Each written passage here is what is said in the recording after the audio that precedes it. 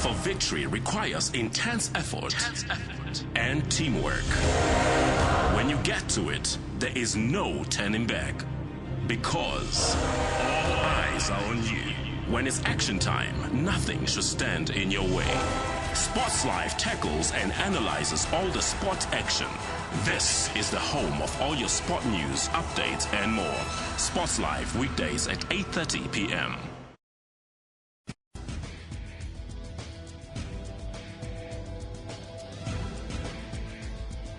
Technology is all around us and is improving lives across Africa, like how young Nigerians are connecting to the internet.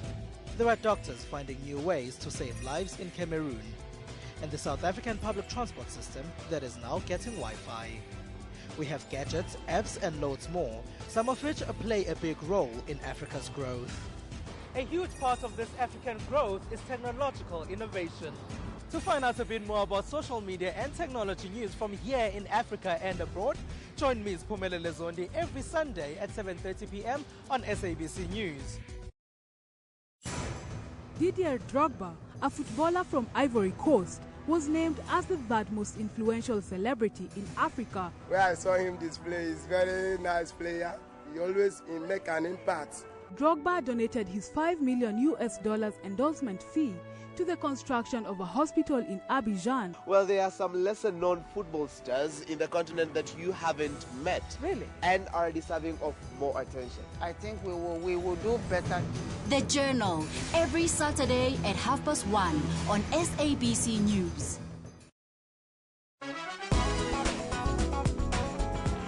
The son of Africa, Trevor Noah, is leaving America in stitches. I never dreamed that I would one day have, well, two things really, an indoor toilet and a job as host of The Daily Show.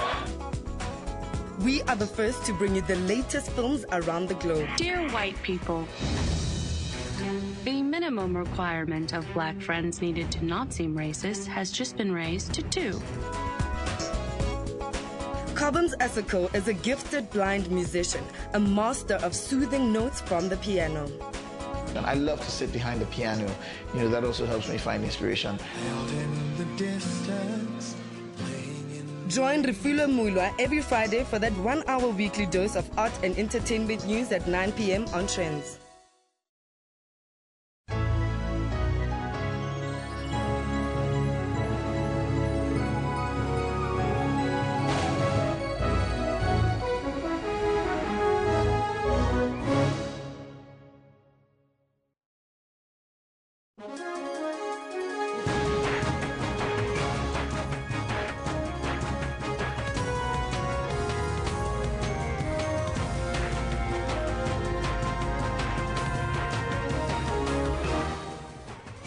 This is Newsroom. Hello and welcome from Johannesburg here in South Africa. My name, of course, Evan Jansen. The show is always live, broadcast from our studios right here in Auckland Park.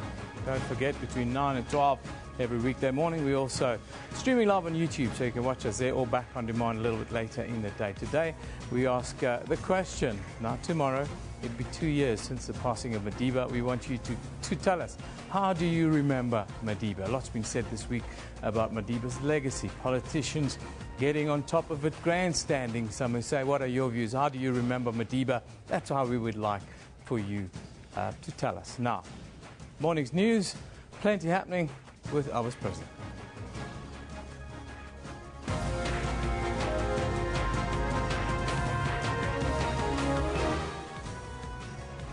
Thank you, Yeben. And the much-anticipated 6th China-Africa Forum starts in Johannesburg. It kicks off this morning. Ban Ki-moon downplays expectations for a legally binding climate change agreement from COP21. Now we've seen that the justice system works. And we will bring you that SABC News exclusive interview with June Steenkamp, who sat down with our reporter Griselda Lewis soon after the judgment of the Supreme Court of Appeal there in Bloemfontein. Now, those are all your headlines, but before we get to the news, let's find out from Kendall Makamate what's happening on the sports front. A very good morning to you. Good morning, Elvis, and thank you very much, and a hearty good morning to you at home as well. This is what we've got for you in the sports today. Height in the crease. Beautiful, beautiful shot this. And the 100 coming up with that. Ajinkya Rahane bags a century, his first in India, frustrating a South African bowling attack that has lost its way a little bit after a great start. It's try time for South Africa here. Cock is away. The long flowing locks of the player of the year. And the Blitsbokkers start the defense of the Dubai Sevens title with an emphatic 33-7 win over Samoa. And this as the United States FBI promises to leave no stone unturned in its investigation on corruption in FIFA. And that, in a nutshell, is what we've got for you in the sports. Make sure you stick around for that. We'll have it a little later in the show. Back to you, Elvis. Thank you, Kendall. Our top story this morning. President Jacob Zuma says the 6th China-Africa Forum starting in Johannesburg today is a business meeting of equal partners and not a gathering call to ask for help from China. The President and over 50 other African leaders will meet with their Chinese counterpart, Xi Jinping, and his government and business delegation later this morning. Now, they will discuss development and ensure a more secure and more inclusive environment. And with that, the UN Secretary General has downplayed expectations for a legally binding climate change agreement to emerge in Paris, and Eben is standing by to tell you more about that. So over to you, Eben.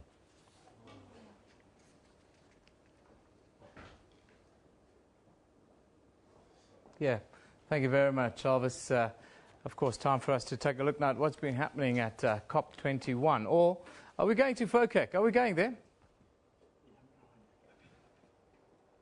Tumahola Matlodi, are you there? Can you hear me? I can hear you loud and clear, Eben. Very good morning. Can you hear me? Yes, loud and clear. Thank you. Tough start here this morning, Tumahola. Just give us a sense of what is the expectation there this morning when matters get underway in less than an hour now. That is correct, Eben. The Sandton Convention Center here in Sandton, north of Johannesburg, is a buzz of activity as various delegates, including media and other interested parties, have been filling up the convention center hall, plenary hall, where, of course, the Forum on China-Africa Cooperation Summit will officially be kicked off. We're expecting the official program to kick off anytime soon, but for now it is still just about delegates walking in. Of course, the various heads of state from Africa, as well as President Xi Jinping, will also be taken to the podium. And there we are expecting the program to detail exactly how this particular summit will try to speak to the issues of mutual beneficiation. Africa coming very strong and speaking in one voice, saying that that relationship with China is not exclusively beneficial to China. They want to have a win-win deal. Of course, China has got one of the biggest economies in the world, one of the largest populations in the world. So China is essentially in Africa to say, what can you get for us? What can we get from you? And the African leaders are saying it's not only a shopping trolley exercise where the Chinese will come and get what they need in terms of mineral resources, in terms of the rich agricultural produce that Africa produces. They want to make sure that when China gets something, it leaves something in return. Of course, this comes off the backdrop of President Xi Jinping's official state visit. And I can tell you, even that President Xi Jinping brought a massive delegation along. Even now, as I speak to you outside here in Sandton, you can see very, very many Chinese nationals. You could even say a delegate, I beg your pardon, was joking to me that it has become something of a mini province of China. However, this is a delegation of business people who have also come to see how they can forge relations and grow the economic ties between China and South Africa, which now stand at over 300 billion South African rand. Now, Tumahola, just give us a quick idea of who's attending there today. It's more than 50 heads of state, and matters will get underway shortly before 10 o'clock, I understand.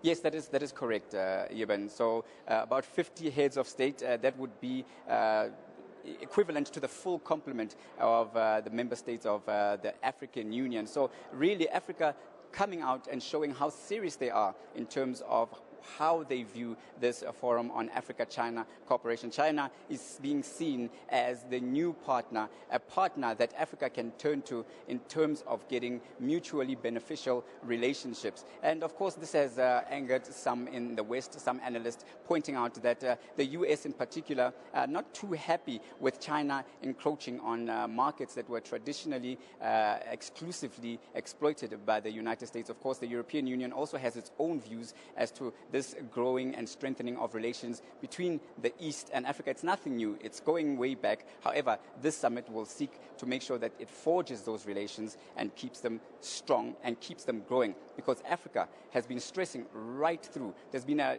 bevy of summits and side events right here in Sandton and right across. Well, there goes Tomaole. Unfortunately, I can tell you we'll be live when the summit gets underway. In about 45 minutes' time, we'll be live there with our contributing editor, Vuyo Mvoko, this morning. But let's shift our focus now to COP21. It's been a tough first week in Paris. Developing countries' economies face being crushed under the double burden of climate change adaptation costs of almost $800 billion and more than twice that in economic losses every year by 2050, if pledges to cut emissions are not improved. This warning comes from Oxfam. Now, to give us their view, we are joined by Nokuthula Mene, the Economic Justice Campaigns Advisor at Oxfam this morning. A very good morning to you, Nokuthula. Thanks for joining us. Good morning. Thank you for having me. Before we go into talking about adaptation theory and what developing nations are facing, give me your first impressions of COP21 this week. It seems as if we're a little bit stuck with where we've always been, with the gap between the developing world and developing nations not seeming to be getting any closer. Well, I think climate change remains one of the single biggest challenges of our time. And unfortunately, developing countries who have done the least to cause climate change are bearing the brunt of it. And so, but I think we have to move away from seeing Paris or the COP21 negotiations as the all and end all. Instead, it's a springboard, because once we see it as the all and end all, I think we're going to end up with another disappointment like we had in Copenhagen. But it is a springboard, it is a negotiation, and we do have developing countries and developed countries coming together and trying to put an agreement together. But what we are saying is that at the end of the day, developing countries who have done the least to cause climate change shouldn't be the ones to suffer in the face of climate change. And unfortunately, as there's an African saying that says, when the elephant fights, it's the grass which suffers. And it is the ordinary African people who are suffering in the face of climate change. $800 billion is the number that you guys are talking about developing economies having to adapt, and then the losses that come with us. Just tell us, what are the things that the developing world needs to adapt or needs to adapt to? Well, there's a lot. So right now what we're looking at is a 3 degrees Celsius increase. The acceptable one would have been between 1.5 and 2 degrees. And even at between 1.5 and 2 degrees, we would have been looking at about $790 billion needed in order for countries to be able to adapt.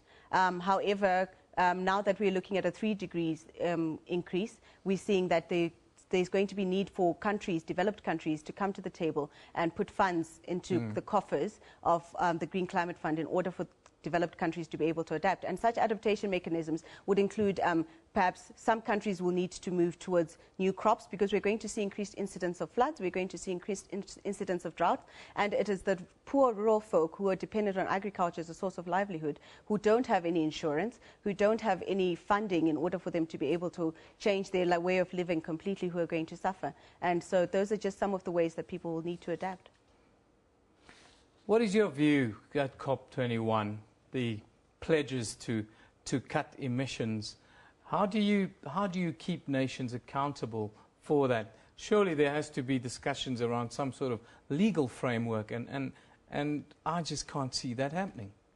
Well, the legal framework issues is actually a sticky point when it comes to the COP21 negotiations. So before the COP21 started, countries were asked to put forward what are called INDCs, where they were supposed to pledge how much they were going to cut their emissions by and at what stage they would cut those emissions by. Unfortunately, we've seen countries putting forward emissions that do not meet the target, especially the developed countries such as the USA, Australia, have put forward emission targets that do not actually contribute to the fair share that they should be contributing towards emission reduction.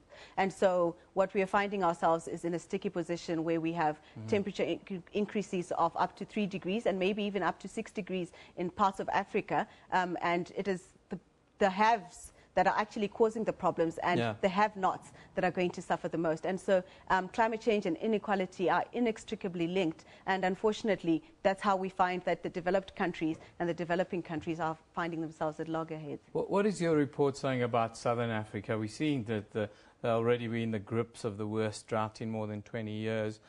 What do we have to do here to mitigate that, and what's it going to cost? Well, we've said that for developing countries, it's going to cost in excess of 790 billion US dollars. And those costs might increase as we go up to 2050, depending on how countries are coming to the table and what kind of emission reductions we're actually seeing. And what we're seeing now is countries, for example, like the USA, not wanting a legally binding agreement with regards to emissions and wanting a bottom-up approach where countries just pledge. But unfortunately, the pledges are not in earnest, because we've got countries who've been emitting for more than 150 years who still want to be in competition with countries who have just only started emitting. And we're saying that those emission reductions need to be fair. And here in South Africa, we're going to need to adapt. We've got smallholder farmers, especially women. Already we've got 1 in 4 people facing hunger in South Africa. And so with increased drought, we're going to find that the cost of food is going to go up. The crops are going to fail, and there's going to be increased hunger here in South Africa, and so we need to be able to cope with that. There's also need to, South Africa is already a water-scarce country. There's going to be rampant water shortages. We're going to have to cope with water scarcity here in South Africa. Well, Nokutula, we've run out of time. Thank you for joining us this morning. The Economic Justice Campaign's advisor at Oxfam is Nokutula Menan, talking about the cost of climate change around the world, especially in the developing world. Now, of course, the main story today is the Forum on China-Africa Cooperation Summit. Of course, it's underway in Sandton here in Johannesburg. The summit commenced yesterday, and about 50 heads of states and governments are attending there today. Let's have a look at well, what you guys have been talking about on social media. What are some of the views? Let's have a look. Louis Jadwong says Sudan, where China has helped build oil pipelines and refineries, boasts its own complete oil industrial system, talking about the facts with regards to FOCAC. Then Ratang talks about 94 billion rand and now Chinese language to be included in SA. I don't know, Ratang, that's just short-sighted, my friend. SJ talks about, I'm surprised the public don't get the leader of the largest black nation cannot afford to miss the COP or the China-Africa Summit.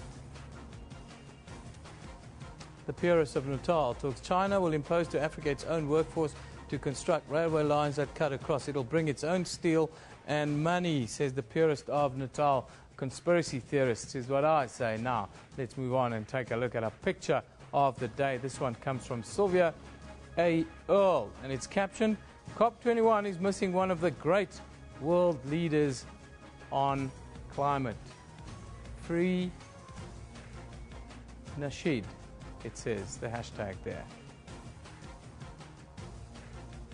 Let's now take a look at the front pages from around the globe. We'll start in Europe, where the Times reports that military officials warned the government against declaring that 70,000 Syrian rebels were ready to help eradicate Islamic State, amid fears that they could become David Cameron's Dossie Dodger.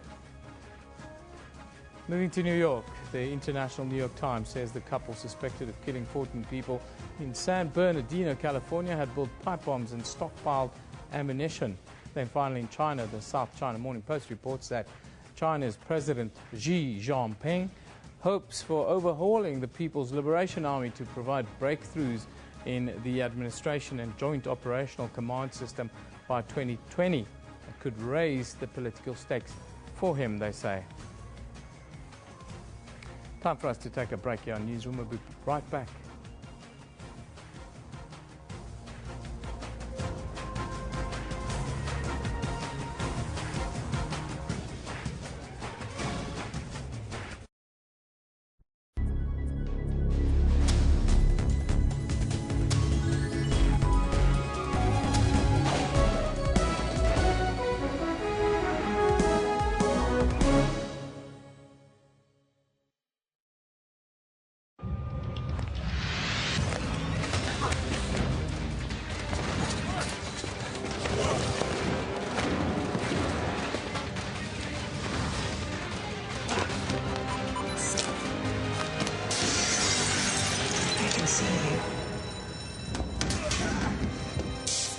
Bond, it's Moneypenny. I've got your phone.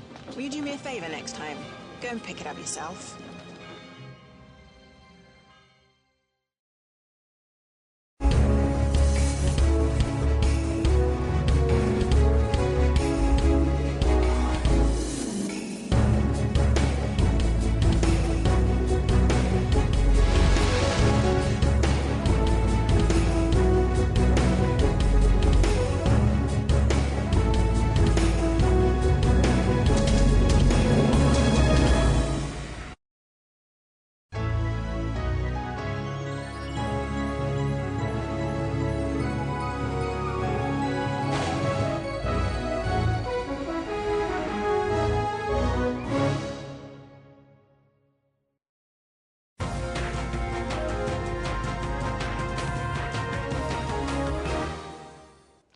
It's the eve of the second anniversary of the death of South Africa's first democratically elected President Nelson Mandela, and the focus will be on remembering his legacy this weekend. Mandela's widow, Graça Machel, has asked the family to go to Qunu to honor his life. Britain's Prince Harry yesterday joined the Nelson Mandela Foundation in celebrating the life and times of the late icon. The celebrations come ahead of the commemoration of Madiba's death on December the 5th. Mandela died in 2013 at the age of 95 here in Johannesburg. Now, for the latest, we now go live to SABC's reporter, Zimkhitha Mqinana. She is with the Minister of Small Business Development, we believe, Lindiwe Zulu. Very good morning to you, Zimkhitha. First, give us an update on what can we expect for today there. Very good morning and a warm welcome to Mthatha in the Eastern Cape, the hometown of the late statesman, former President Nelson Mandela. The small town is going to be abuzz with activities this weekend. Like today, the Minister of Small Business Enterprise is launching an office which will assist small businesses. This is their way of showing that they are following the footsteps of the former statesman who was so passionate about the development of rural people. And some of the other activities that will take place this weekend is a Heroes Marathon, which will begin right in front of Baba Mandela's home, right up to Nelson Mandela Youth and Heritage Center. His children, his grandchildren are expected to participate in that peace walk. We are likely to see MCs as well, local leaders taking part in that peace walk. We all know that Madiba, while he was still alive, wanted different nations, different races to unite under one umbrella of peace. And on Sunday, the Deputy President will also be here to speak to the people of this area. So a lot of activities are happening here. People are talking Mandela, Mandela, Mandela since the beginning of this week. And a lot of activities are expected to take place.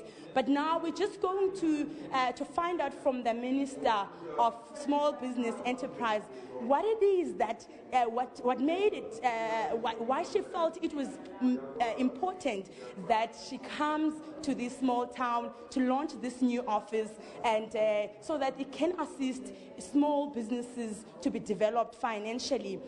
Over the past 2 years, some of the small businesses, the owners of those businesses were trained, and some of them will be graduating to get certificates so that they have a formal way of showing that they are in the formal sector of business now. Let's now speak to the minister, who's going to tell us about why she felt it was important to do this.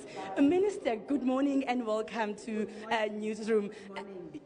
Minister, just tell us, why was it important to launch this SIFA office right while a lot of people are commemorating the death of Nelson Mandela in his hometown? Well, in commemoration of the late Madiba. Now there we've lost Zimkita with that particular link, speaking to the Minister there of Small Business Development. We'll try and get her back a little bit later and to see what comes out of that launch there. But let's take a look at some of the comments now. Today marks the second year in which Nelson Mandela passed away. The Mandela family will be in Kunu to honour and celebrate the life of the fallen struggle icon. We ask you a question to you today. How would you remember Madiba? This one from Janvier Chateau says, education is the most powerful weapon which you can use to change the world. That's a quote from Nelson Mandela there from Janvier. This one from Karan Gandhi says, it always seems impossible until it's done. A quote there from Nelson Mandela, quote of the day, hashtag there. This one from Ed Poole, he says, it's not fashionable, but sooner or later we're going to have a grown-up conversation about terrorism. That's hashtag French resistance, hashtag Mandela. That one from Ed Poole. That conversation we should have, Ed, you are so correct. Billy M. Satola says, Mandela, the legacy still lives on. Decrease of racism, there's equal rights, and at the Nelson Mandela Children's Home, these are all proof of that. Allah la lagache Madiba. So says that one there. Here's one on Nelson Mandela with a picture there. No one is born hating another person because of the color of his skin or his background or his religion. People must learn to hate. And if they can learn to hate, they can then be taught to love. For love comes more naturally to the human heart than its opposite. So says Nelson Mandela. Now, among those who attended the Supreme Court of Appeal's verdict in the Oscar Pistorius case yesterday was Reeva Steenkamp's mother, June. The court found Pistorius guilty, of murdering Reeva Steenkamp, overturning an earlier conviction of culpable homicide. In an exclusive South African interview with the SABC, June Steenkamp candidly talked to Griselda Lewis. Mrs. Steenkamp, thank you very much for your time. It's a pleasure. Is this the verdict that you as the Steenkamps were hoping for? Yes, the truth. I see this as the truth, and the success is due to the justice system and God. But this is respect for my daughter and her life also, and respect for women all over this country. Because we have too much of this happening and people get away with it. And now we have seen that the justice system works. And we have respect for my daughter and her life and how wonderful she was and how clever she was, and all that was taken away from her. Life was taken. And the person who took the life must pay the price now. If you do the crime, you do have to do the time. I'm not really interested in how much time, but the verdict, I'm happy with the verdict. And I feel better that we have justice for her. She didn't die for nothing now and be forgotten. She won't be forgotten. It's been a protracted legal battle. Yes. How has it been for you as a family emotionally? No, it's been devastating. My whole family, it's destroyed my whole family because a big part of their life has been taken away. They were all close to Reeva, and also to mention that Reeva lost her life. Oscar's actually still alive, but his family have suffered also. You have to think of that. 2 families totally destroyed because of what happened.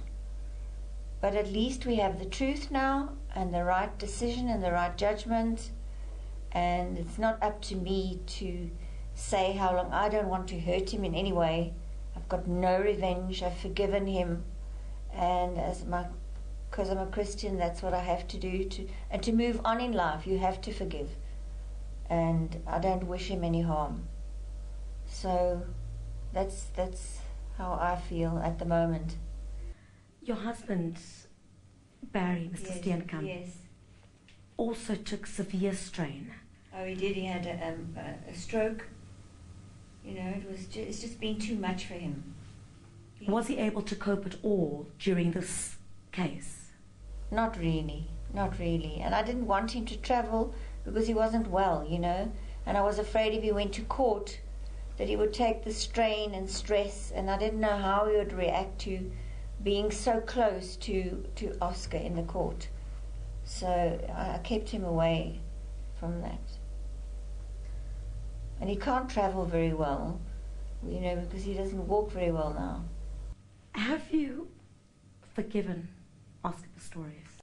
I have forgiven him. And I don't wish him any harm at all. He just has to pay for what he's done and take responsibility for what he's done, that's all. But I don't wish him any harm. What to you as the Steenkamps would be the appropriate sentence that you believe could be meted out to Oscar Pistorius? It doesn't really matter to me, or us, Barry and I. We're not interested in now where the justice system is responsible now from taking the sentence, overturning it, and it's now a murder sentence. That's up to them now. It doesn't make a difference to me if he does 2 years, 6 years, another 5 years, or whatever. It's their decision. And it's not going to change my life because my daughter's never coming back. You have to let go of that now. You have to let go of it, and I'll just carry on with my work and all my... If I can save one more woman, I'll be happy. You know what I'm saying? Mrs. Steenkamp, thank you very much. It's a pleasure, it's a pleasure. Thank you. And that's an exclusive interview only on the SABC, right here, done by our very own Griselda Lewis with June Steenkamp, Reva's mother. Now let's take a look at what's happening around the country today, and we start off in Johannesburg. Today there will be a pre-sentence hearing in the murder trial of the Mozambican national killed in Alexandra, Emmanuel Sithole. The hearing will be at the Johannesburg Magistrates Court. Then moving to Cape Town today, the Labour Court will hear Parliament's arguments to extend the interdict prohibiting its staff to strike. Meanwhile, striking Nahawa workers will be back in Parliament today to get feedback on the final revised offer that the union has accepted. And then lastly, in Limpopo, more than 17,000 grade 12 learners in the Vembe district of Limpopo will rewrite the leaked Life Sciences paper today and Tuesday next week. Also last week there was an anonymous letter circulating urging the learners to boycott rewriting the exams. That's what's happening around the country. Now let's take a look at what's happening on our Newsroom Facebook page today. June Steenkamp says that she and her family are ready to pick up their dismantled pieces there. This after the Supreme Court of Appeal in Bloemfontein overturned the disgraced Paralympian Oscar Pistorius' culpable homicide conviction to murder. And that was yesterday. We carried it live right here on Channel 404, your favorite channel. And the government of Lesotho says it's concerned that the current tensions among Lesotho nationals living in South Africa could strain relations between the two countries. And then also the head of Wits University's language school, Kim Valmach, says that they have seen a 30% increase in the enrollment rate for Mandarin in the last 3 years.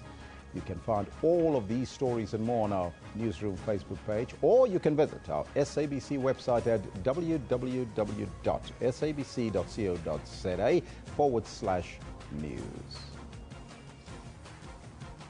Now, let's find out what's happening with more news here on Channel 404.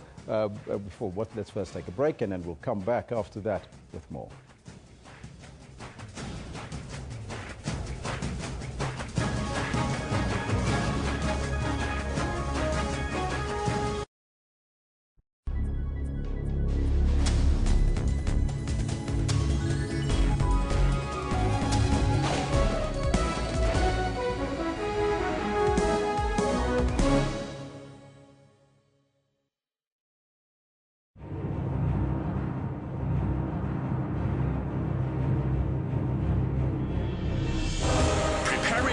victory requires intense effort and teamwork. When you get to it, there is no turning back. Because all eyes are on you. When it's action time, nothing should stand in your way. Sports Live tackles and analyzes all the sport action. This is the home of all your sport news, updates, and more. Sports Live weekdays at 8:30 p.m.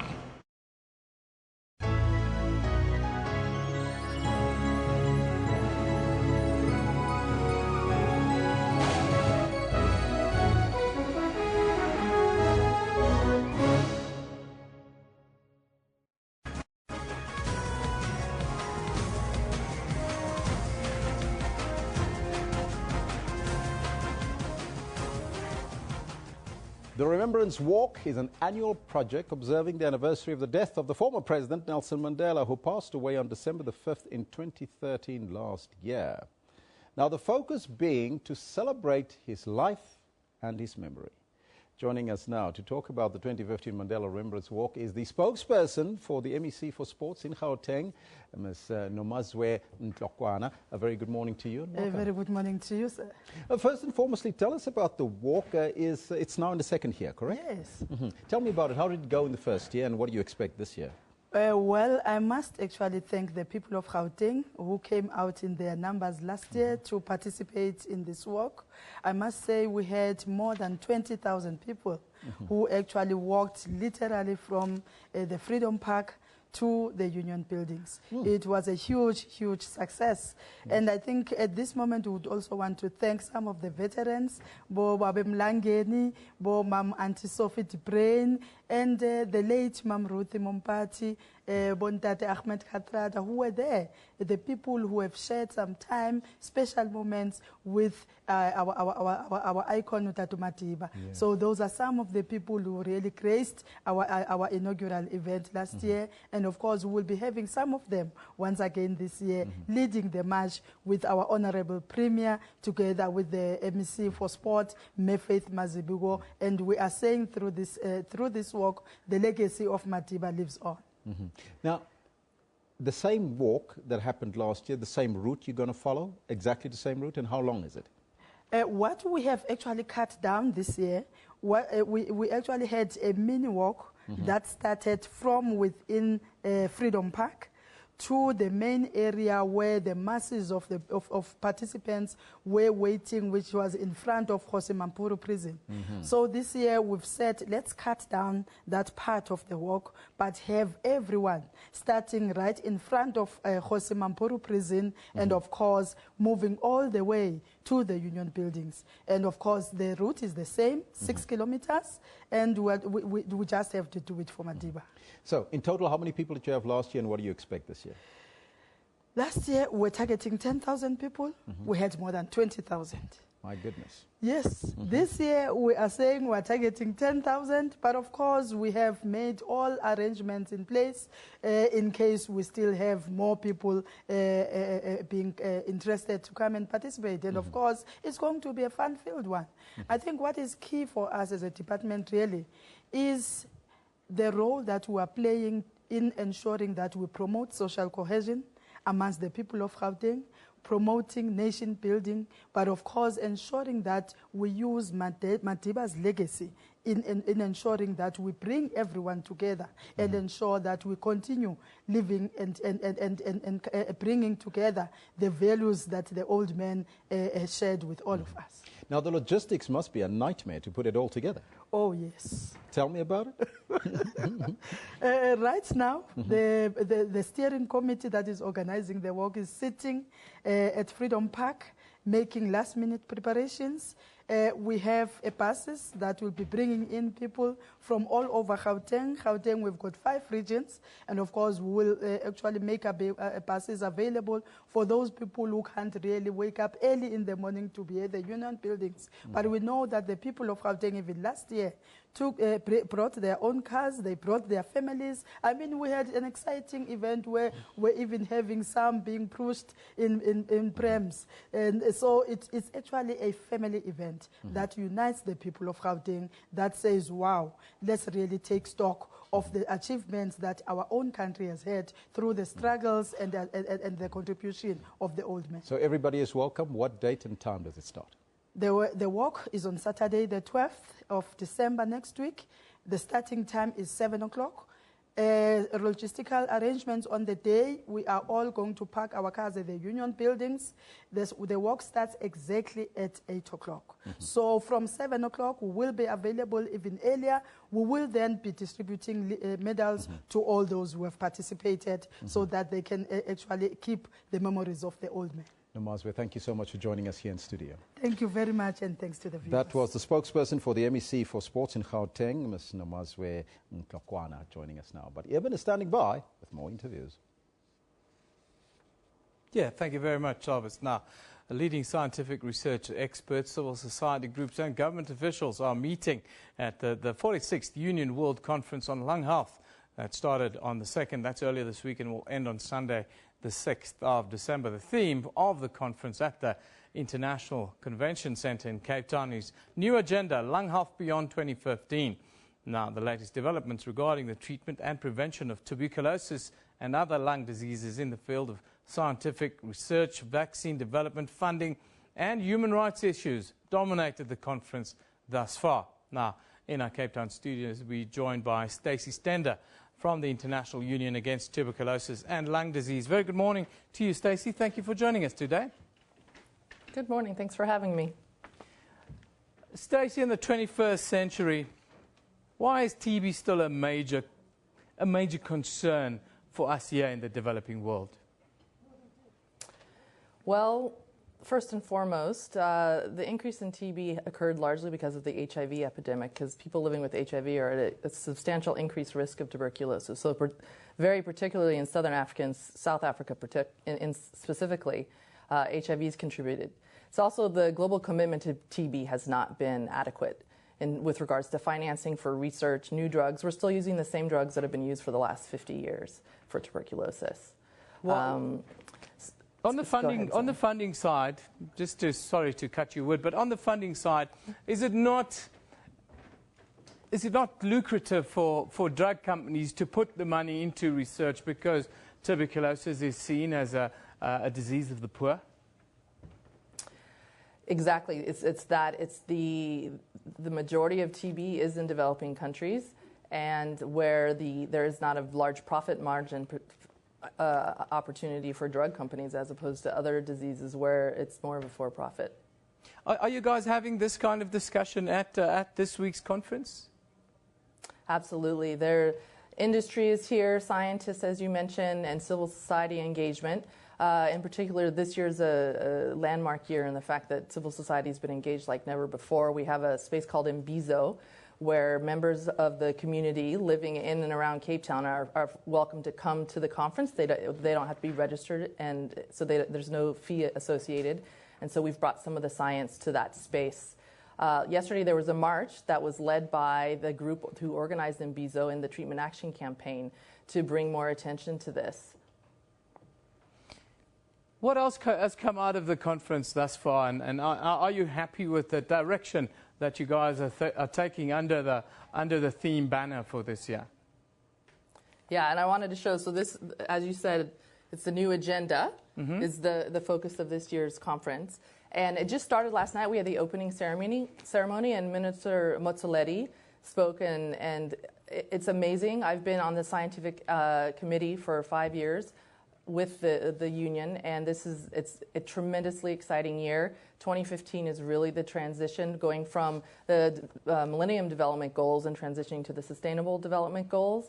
And I think, unlike any year before, TB is finally getting some attention. We just hope that there's financial backing and commitments from governments that follow this. How do we overcome that challenge? It's a massive challenge that's facing us here in the developing world. What are some of the ideas that are being mooted at the conference in overcoming this challenge? So one of the most impressive things, and that's gaining momentum, that started last year, is engaging parliamentarians and getting them to commit. So parliamentarians from more than 40 countries came, and there was a meeting just before the conference opened earlier this week. And it's raising the issue beyond just health. This is not, it's a social disease. It's beyond just dealing with the Minister of Health across Africa and other developing countries. It's really getting the Minister of Finance, the presidents, the MPs involved to ensure that commitments are made to end TB. It's not just doom and gloom. There's some developments in the treatment of childhood TB that'll be announced. Can you give us a heads up on that? So it's remarkable that there's a child formulation for pediatric tuberculosis that is being launched at this conference. TB Alliance is bringing it forward. Previously, just the TB dosing for children was just cutting up pills that were for adults. So it is amazing. And another great development is some results from MDR, shortened MDR TB treatment, multi-drug resistance TB treatment, which is 24 months. But there's a new regimen that's proving to be effective for just 9 months. Stacey, thank you very much for joining us today. That's Stacey Stender from the International Union Against Tuberculosis and Lung Disease. They're having a conference in Cape Town. Well, I can tell you that the Forum on Cooperation, China-Africa Cooperation, has started. President Jacob Zuma is on the podium. Let's go straight to the Sandton Convention Center. High Commissioners, business leaders, leaders from civil society, distinguished guests, ladies and gentlemen, I wish to welcome all of you to this Johannesburg summit of the Forum on China-Africa Cooperation, the first to be held in the African continent.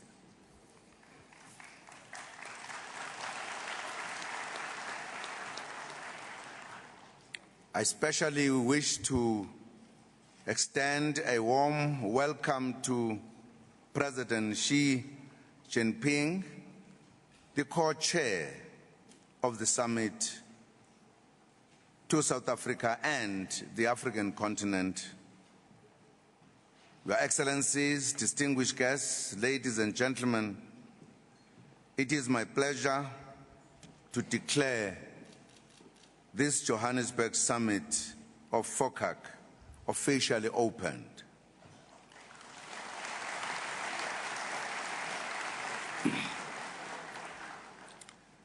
I would now like to invite His Excellency President Xi Jinping to deliver open remarks.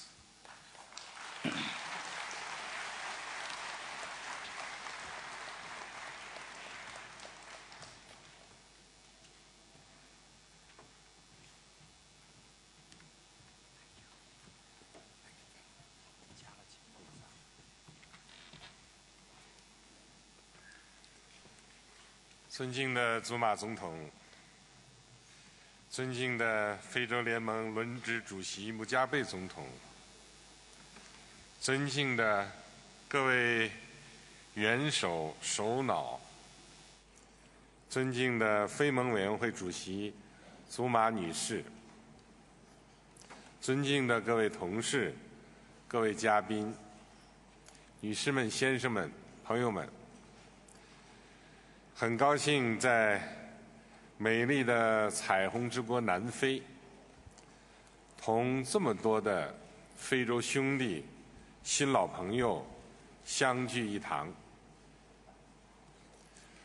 作为会议共同主席，我也热烈欢迎大家出席中非合作论坛约翰内斯堡峰会。衷心感谢东道国南非为这次会议所做的精心准备和周到的安排。这是我第7次踏上非洲大陆，也是我担任中国国家主席之后第2次访问非洲。每次来到非洲，都能看到非洲的新发展、新变化。今天的非洲呈现出蓬勃发展的新景象，令人振奋。令人鼓舞。非洲积极探索符合自身发展实际的发展道路，坚持以非洲方式解决非洲问题，独立自主势头锐不可挡。非洲积极推进工业化，谋求自主可持续发展，快速发展势头锐不可挡。非洲加快一体化进程，在国际舞台上坚持用一个声音说话，联合自强势头锐不可挡。我欣赏南非前总统曼德拉先生说过的一句话：我们站立在非洲世纪的破晓时分，在这一世纪里，非洲将在Where Africa will take its rightful place among the nations of the world. I couldn't agree more with this statement, and I am convinced that African countries and people are embracing a new era that is truly theirs. We in China, both the government and people, heartily rejoice over and are proud of Africa's achievements. We sincerely wish African countries and people greater achievements and an even brighter future in pursuing development and progress. Dear colleagues, ladies and gentlemen, China and Africa share a common future. We Chinese and Africans have forged profound friendship through our common historical experience and in our common struggles. We have always supported each other in trying times.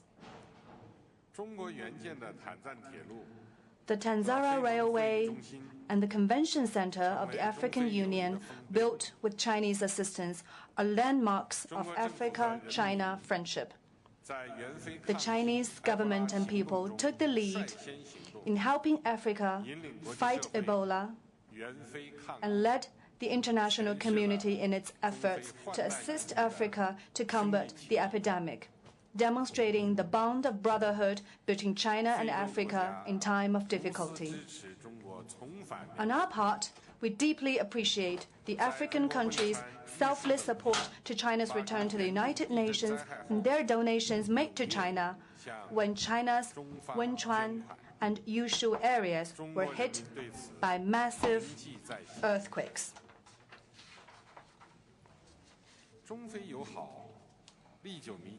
What has made China-Africa friendship durable and vigorous is that the two sides have always been guided by the principle of treating each other as equals, promoting win-win progress and common development, and enhancing sincere friendship and cooperation.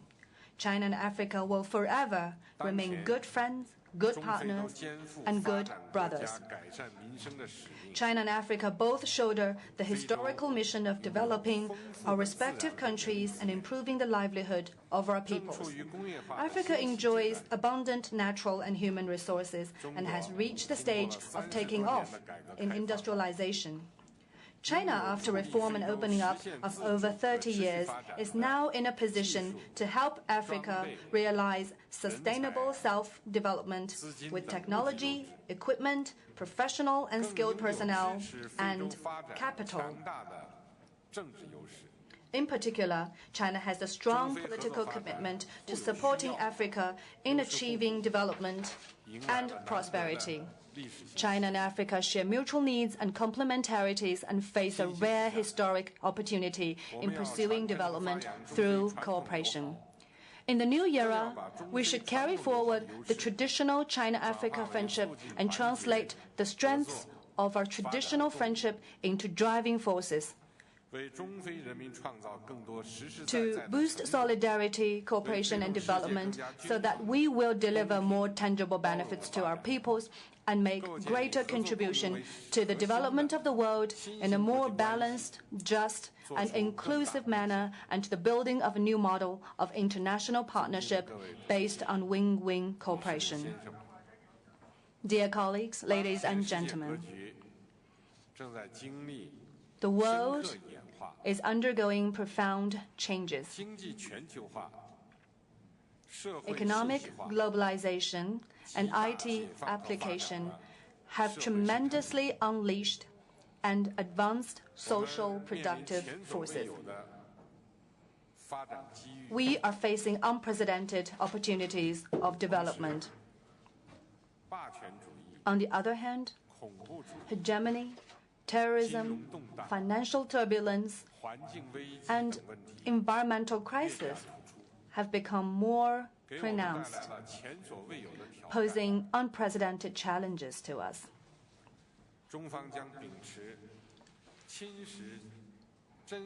In conducting China's relations with Africa, we adhere to the principles of sincerity, practical results, affinity, and good faith, and uphold the values of friendship, justice, and shared interests. And we will work with Africa to embrace a new era of win-win cooperation and common development.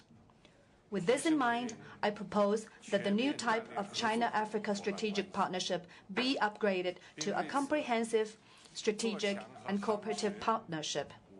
To forge this partnership, we should strengthen the following 5 major pillars. First, we should remain committed to political equality and mutual trust. A high degree of political mutual trust is the foundation of China-Africa friendship. We should respect each other's choice of development path and not impose our own will on the other. On issues involving core interests and major concerns of each side, we should show mutual understanding, support each other, and jointly uphold equity and justice. China strongly believes that Africa belongs to the African people, and that African affairs should be handled by the African people. Second,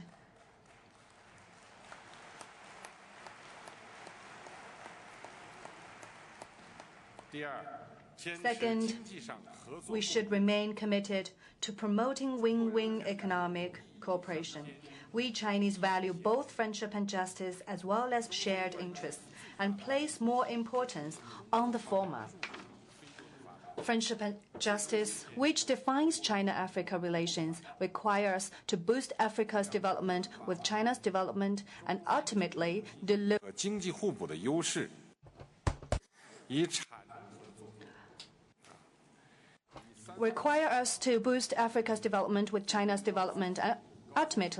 win-win progress and common development through mutually beneficial cooperation. We should fully leverage the strengths of political mutual trust and economic complementarities between China and Africa and focus on industrial capacity cooperation as well as the 3 networks and industrialization.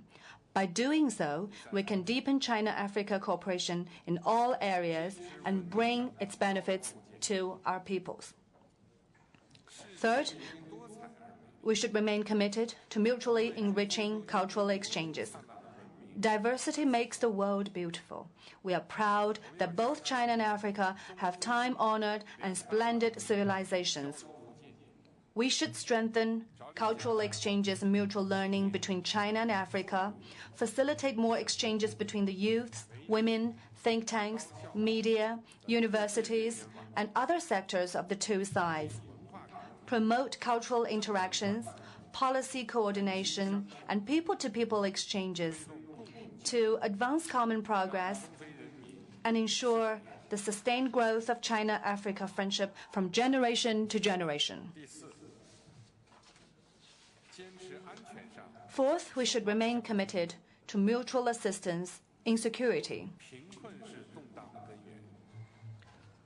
Poverty is the root cause of chaos, while peace is the guarantee for development. development holds the key to solving all problems. China supports the settlement of African issues by Africans in the African way. We are of the view that in resolving security issues, both the symptoms and the root causes must be addressed in a holistic way. China stands ready to take an active part in Africa's efforts in capacity building for maintaining and strengthening peace and security, and support Africa in its endeavors to speed up development, eradicate poverty, and realize durable peace. Fifth, we should remain committed to solidarity and cooperation in international affairs. China and Africa share common position on and interests in a wide range of international issues. We should strengthen coordination and collaboration so as to make the global governance system more just and equitable and uphold our common interests. China will continue to stand up and speak for Africa at the United Nations and other international fora to support Africa in playing a greater international role. Dear colleagues, ladies and gentlemen,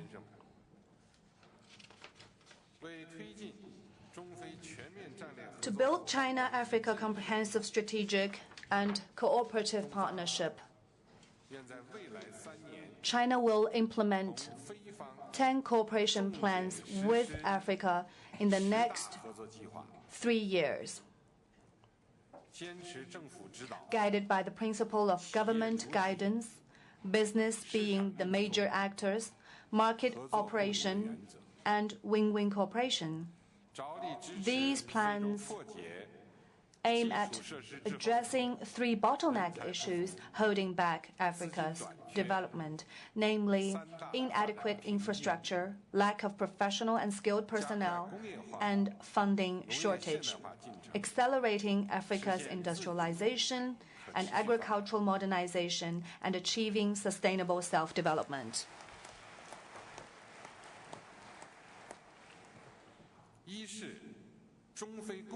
First, we will implement China-Africa Industrialization Plan. China will actively promote industrial alignment and production capacity cooperation between China and Africa, and encourage more Chinese enterprises to make business investment in Africa. In cooperation with Africa, we will build or upgrade a number of industrial parks, send senior government experts and advisors to Africa, and set up regional, co-vocational education centers and several schools for capacity building.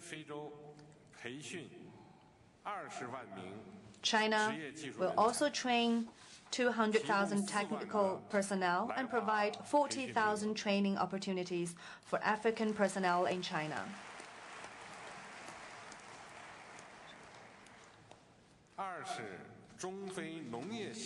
Second, we will implement China-Africa Agricultural Modernization Plan. China will share its experience in agricultural development with Africa and transfer readily applicable technologies to it. We encourage Chinese enterprises to engage in large-scale farming, animal husbandry, and grain storage and processing in Africa to create more local jobs and increase farmers' income. China will carry out agricultural development projects in 100 African villages to raise rural living standards, send 30 teams of agricultural experts to Africa, and establish a 10+10 cooperation mechanism between Chinese and African agricultural research institutes. China is greatly concerned about the poor harvest caused by El Nino in many African countries, and will provide 1 billion RMB yuan worth of emergency food aid to the affected countries.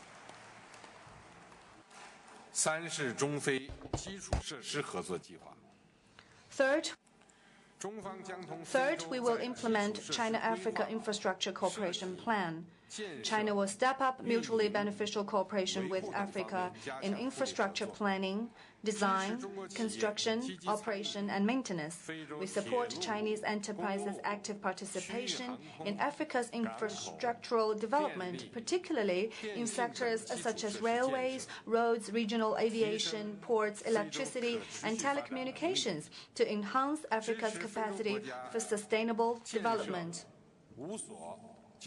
We will also support African countries in building and upgrading 5 transportation universities. Fourth, we will implement China-Africa Financial Cooperation Plan. China will expand its RMB settlement and currency swap operations with African countries, encourage Chinese financial institutions to set up more branches in Africa, and increase its investment and financing cooperation with Africa in multiple ways to provide financial support and services for Africa's industrialization and modernization drive. Fifth, we will implement China-Africa Green Development Plan. China will support Africa in bolstering its capacity for green, low-carbon, and sustainable development, and support Africa in launching 100 projects to develop clean energy, protect wildlife, promote environment-friendly agriculture, and build smart cities. China-Africa cooperation will never be pursued at the expense of Africa's ecosystem and long-term interests.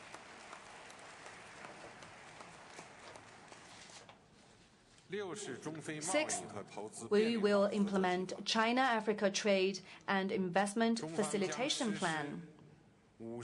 China will carry out 50 aid for trade programs to improve Africa's capacity for conducting internal and external trade and investment. China is ready to negotiate with countries and regional organizations in Africa comprehensive free trade agreements covering trade in goods and services and investment cooperation, and increase import of African products. China will support African countries in enhancing law enforcement capacity in areas such as customs, quality inspection, and taxation. We will also engage in cooperation with Africa in standardization, certification, and e-commerce. Seventh, we will implement China-Africa Poverty Reduction Plan. While intensifying its own poverty reduction efforts, I have to say that in the past 30 years and more, we lifted 700 million people out of poverty, making contribution to the achievement of Millennium Development Goals and human development on the whole. However, we still have 70 million people living under poverty. We're determined in the next 5 years, by 2020, when we finish the building of a moderate, prosperous society in all respects, eradicate poverty comprehensively and completely. At the same time, we will make our contribution to the international efforts in poverty alleviation. We will carry out in Africa 200 Happy Life projects and poverty reduction programs focusing on women and children.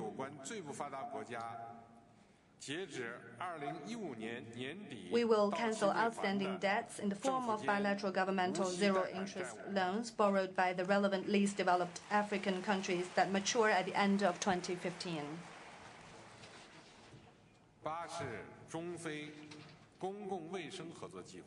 Eighth, we will implement China-Africa Public Health Cooperation Plan. China will help Africa strengthen its public health prevention and control system, as well as capacity building by participating in the building of the African Center for Disease Control. We will support pace-setting cooperation between 20 Chinese hospitals and 20 African hospitals and upgrade hospital departments. We will continue to send medical teams to Africa and provide medical assistance such as the Brightness Action Program and maternal and child care. We will provide more anti-malaria compound artemisinin to Africa and encourage and support local drug production by Chinese enterprises in Africa to increase Africans' access to medicine.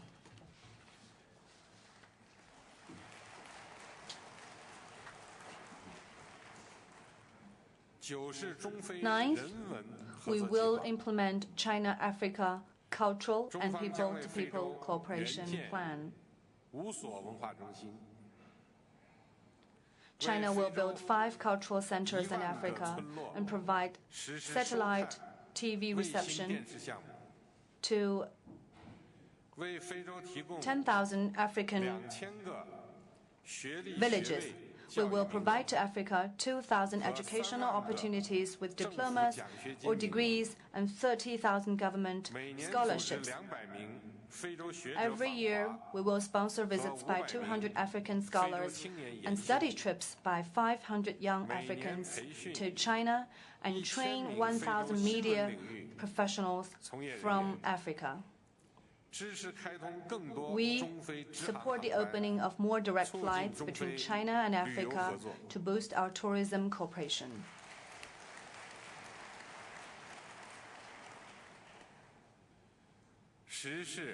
Tenth,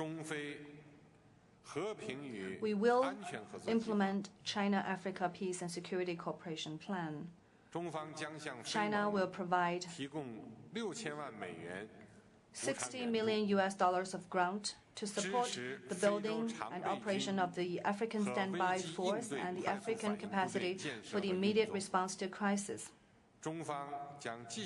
China will continue to participate in UN peacekeeping missions in Africa and support African countries' capacity building in areas such as defense, counterterrorism, riot prevention, customs, and immigration control.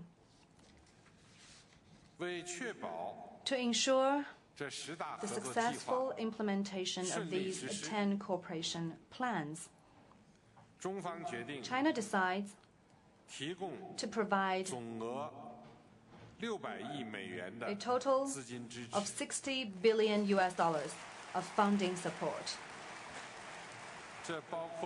It includes $5 billion of grant and zero-interest loans, $35 billion of preferential facilities and export credit line, and concessional loans on more favorable terms.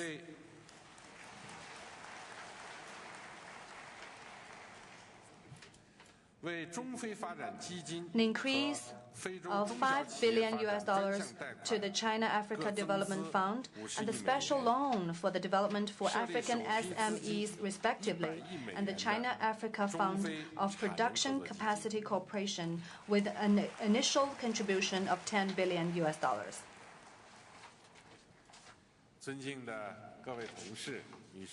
Dear colleagues, ladies and gentlemen, this year marks the 15th anniversary of FOCAC. The past 15 years have seen fruitful progress in China-Africa practical cooperation across the board.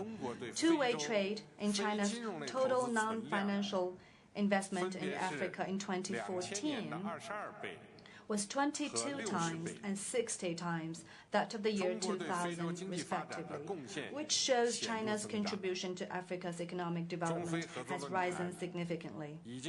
FOCAC has become a pace-setter in China-Africa cooperation, an example of South-South cooperation, and a leader in increasing international attention to and input in Africa.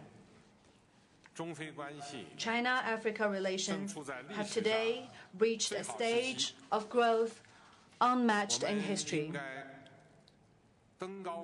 We should scale the heights, look afar, and take bold 让我 steps. 们携手努力， Let us join hands, 汇聚起中非 pool the vision and strength of the 2.4 billion Chinese and Africans, 中非合作共赢， and open a new era of China-Africa win-win cooperation and common development. Thank you.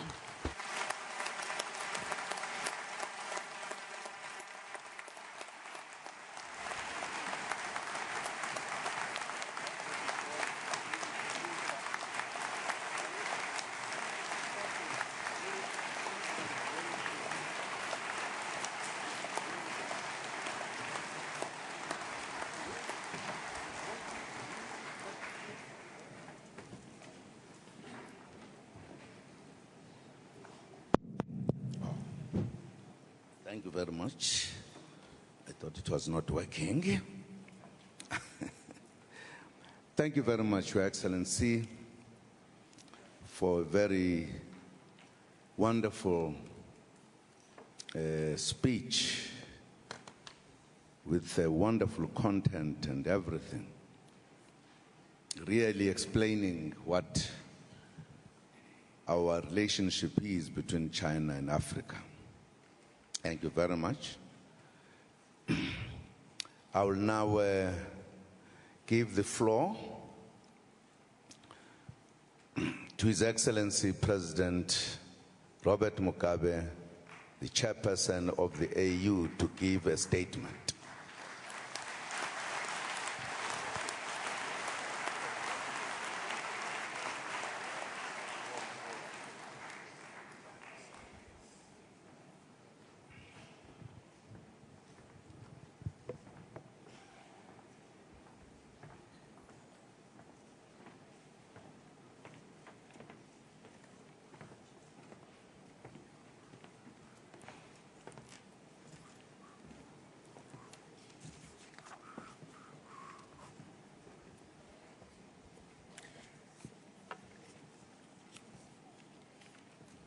Your Excellencies, Co-Chairman, President Jacob Zuma and President Xi Jinping,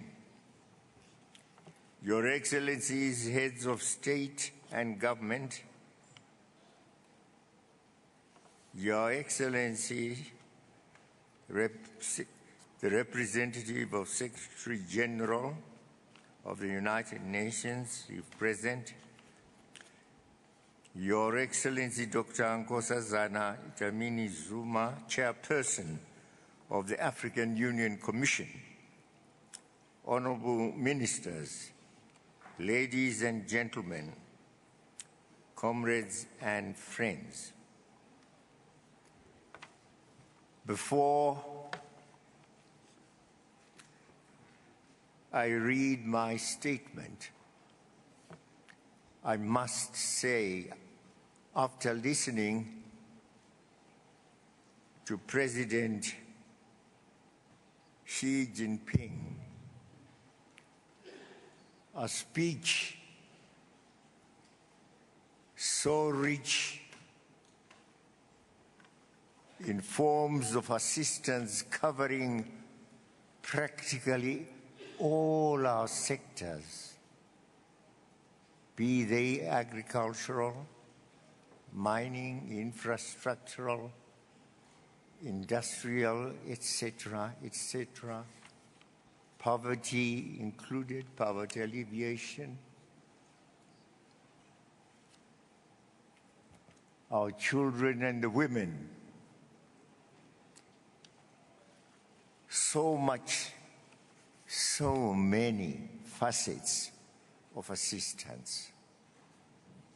I'm sure you will agree with me that we give him a round of applause. A round of applause. Here is a man. Here is a man representing a country once called poor, a country which never was our colonizer. But there you are. He is doing to us what we expected those who colonized us yesterday to do. Let them, if they have ears to hear, let them hear.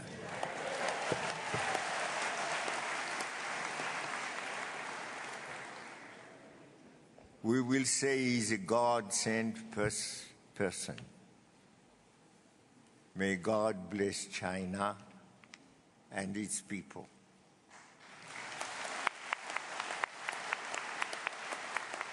Ladies and gentlemen, I'm deeply honored to address this historic second summit of the Forum on China-Africa Cooperation, FOCAC. On behalf of the African Union, I would like to express our sincere gratitude to our hosts for the warm welcome and hospitality extended to us. Co-chairman, I'm particularly pleased that the second summit is a clear demonstration of the friendship, mutual respect, and understanding between African countries and China. Our relationship with China has stood the test of time and is destined to continue flourishing for many years to come. Co-chairman, I feel highly honored to take the floor immediately after President Xi Jinping has made the much-anticipated announcement of new measures, which are historic and destined to change and to inject more vibrancy into the already dynamic relationship between China and Africa. I therefore take this opportunity to express our sincere and profound gratitude.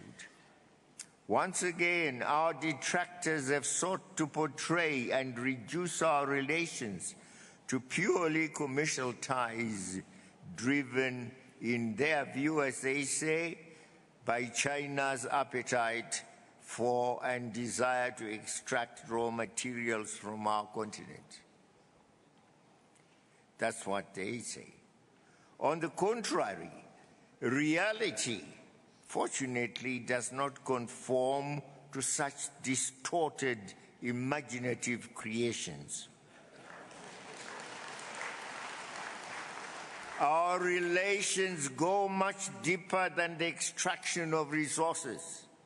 We are committed to strengthening the current and multifaceted and multidimensional relations between African countries and China. Co-chairman, 15 years ago, China and Africa decided to establish a platform founded on a strategic partnership to address issues of common development. The two partners agreed to promote a shared world vision based on peaceful development, mutual respect, and win-win cooperation. At this summit, we celebrate a milestone in the evolution of this platform on China-Africa cooperation. We therefore rededicate ourselves to the principal guidelines of our relations and to the mutuality of the outcomes we seek in our cooperation in the political, economic, cultural, and security spheres. Since the inception of FOCAC, we have witnessed tremendous growth in the relations between Africa and China. China has become Africa's premier investment and trading partner, a trend which has scaled up Africa-China trade volumes to $400 billion by 2020, from $220 billion in 2014. Co-chairman, we commend efforts by FOCAC to deepen institutional ties with regional bodies, such as the African Union and its structures, as well as the African Development Bank. We acknowledge the achievements made so far in the implementation of the pledges that China made in the areas of trade, investment and financing, agriculture, human capital development, health, environment, market access, and regional integration. Co-chairpersons, dear colleagues, we welcome China's support for our determination to transform our country's economies through an industrialization strategy, which is driven by beneficiation and value addition of our natural resources and agricultural products. We also deeply appreciate China's willingness and readiness to continue to be a key partner in the development of our infrastructure at the national, regional, and continental levels. This year, several groupings of African countries took some major decisions that, when implemented, will give strong impetus to improving intra-African trade and in offering our external partners such as China a much larger source and trade market.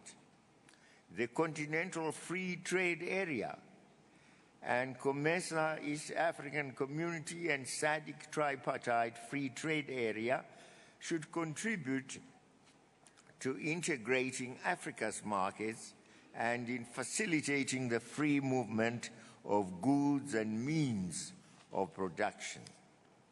Co-chairman, there is no doubt that the rise of China and Africa as two significant players will have a positive and far-reaching impact in international relations that ensure the democratization of the international system of governance.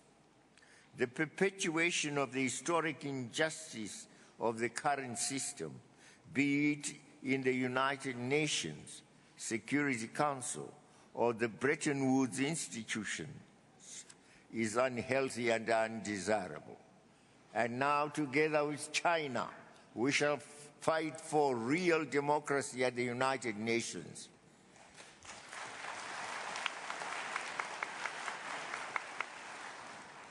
We continue to count on China's support and solidarity, therefore, in redressing this situation. Co-chairman, the past 15 years of our cooperation in the context of FOCAC shows that this forum has induced and has been responsive to the dynamics of our evolving relationships. As we go forward in pursuit of implementing the global development agenda that we adopted in New York at the United Nations last September, it is proper that we assess the efficiency of our forum in the new development context. I am in no doubt that we will carry out this exercise with sincerity, mutual trust, friendship, and focus on concrete results, which are the bedrock of the foundations of FOCAC. Dear colleagues, distinguished delegates, as I conclude, I am confident that our deliberations here in Johannesburg will reinforce the interdependence between China and Africa as we pursue our shared vision. Long live Africa-China relationship. Long live the Forum for Africa-China Cooperation. And I thank you.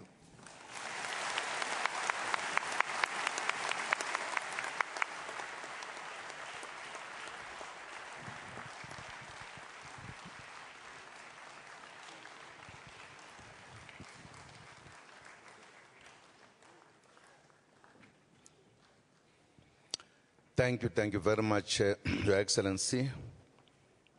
The chairperson of the AU, His Excellency President Robert Mugabe. Thank you very much for also for thanking China on our behalf.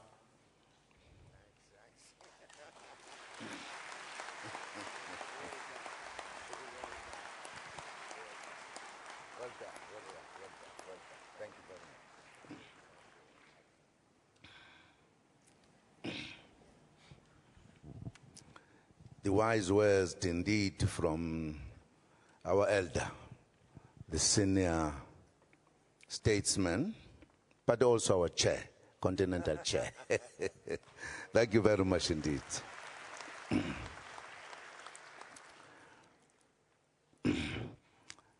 I will now give the floor to the chairperson of the AU Commission, Dr.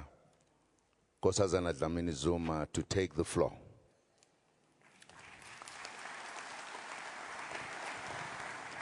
Thank you, Your Excellency, Mr. Jacob Zuma, President of the Republic of South Africa and co-chair of the summit.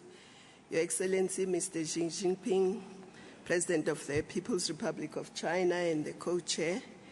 Your Excellency, President Robert Gabriel Mugabe, President of the Republic of Zimbabwe and Chairperson of the African Union. Excellencies, Heads of State and Government.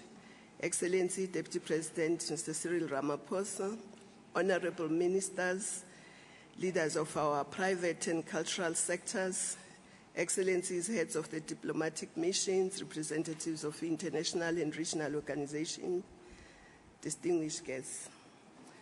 I'm honored to address the second summit of the Forum for China-Africa Cooperation, FOCAC, on behalf of the African Union Commission. Our sincere gratitude to the President, Government, and people of South Africa for hosting this event and their legendary hospitality, and to the President of the People's Republic of China for co-chairing the summit. Excellencies, the theme of this summit, China-Africa Progressing Together, Win-Win Cooperation for Common Development, is very appropriate to the very type of cooperation and friendship we continue to build, which is based on historic ties of trade links that go back centuries, mutual support and respect, and enduring friendship. The FOCAC summit in 2000, which was the first one, came after the end of apartheid, as the continent was once again marshalling its forces to throw off the shackles of indebtedness, underdevelopment, poverty, and marginalization. It is clear from China's experience that it is indeed possible to modernize and develop rapidly following an endogenous path of development. Agenda 2063, the Africa we want, is our own Africa's transformative path of development, which aims at achieving an Africa that is integrated, prosperous, and peaceful, driven by its own citizens and representing a dynamic force in the global arena. Excellencies, this gathering represents the hopes and aspirations of about 2.5 billion members of humanity. We must therefore ask ourselves, what are the few areas that will lift our people out of poverty, live up to their aspirations in the context of a win-win cooperation and friendship? And I think the speech of His Excellency, the President of the People's Republic of China, has answered this question to a large extent of what needs to be done by us in a win-win cooperation to live up to the aspirations of our people. But we take into account that Africa has a young population in an aging world. By 2050, it will have the biggest labor force in the world. But let me say that over there and above the excellent cooperation we have in peace and security with China, let me emphasize a few other areas. We should enhance the political dialogue between Africa and China And the second area, which was also mentioned, is that Africa actually spends $80 billion per annum on food imports. So working together, we can ensure that Africa becomes self-sufficient in food supply by modernizing agriculture, increasing productivity, engaging our communities and farmers in a full value chain, including agro-processing and agribusiness. Secondly, industrialization is a requisite centerpiece of this win-win collaboration and friendship. Using our comparative advantages, we must work together in promoting key enabling sectors. There is a need for us to beneficiate our natural and mineral resources to create jobs for our young population. Also, unprocessed commodities have a higher price volatility than processed minerals, particularly for ores and metals, with annual fluctuations in prices ranging from around 23% for unprocessed, while only 13% for processed ores. Fourthly, we must accelerate the implementation of our Memorandum of Understanding signed between the AU and China on infrastructure that includes highways, railways, aviation, and industrialization. Of course, there can be no industrialization without increasing energy generation in Africa. So we can work together and leapfrog our energy generation by using newer technologies such as wind, solar, geothermal, so that our development does not contribute to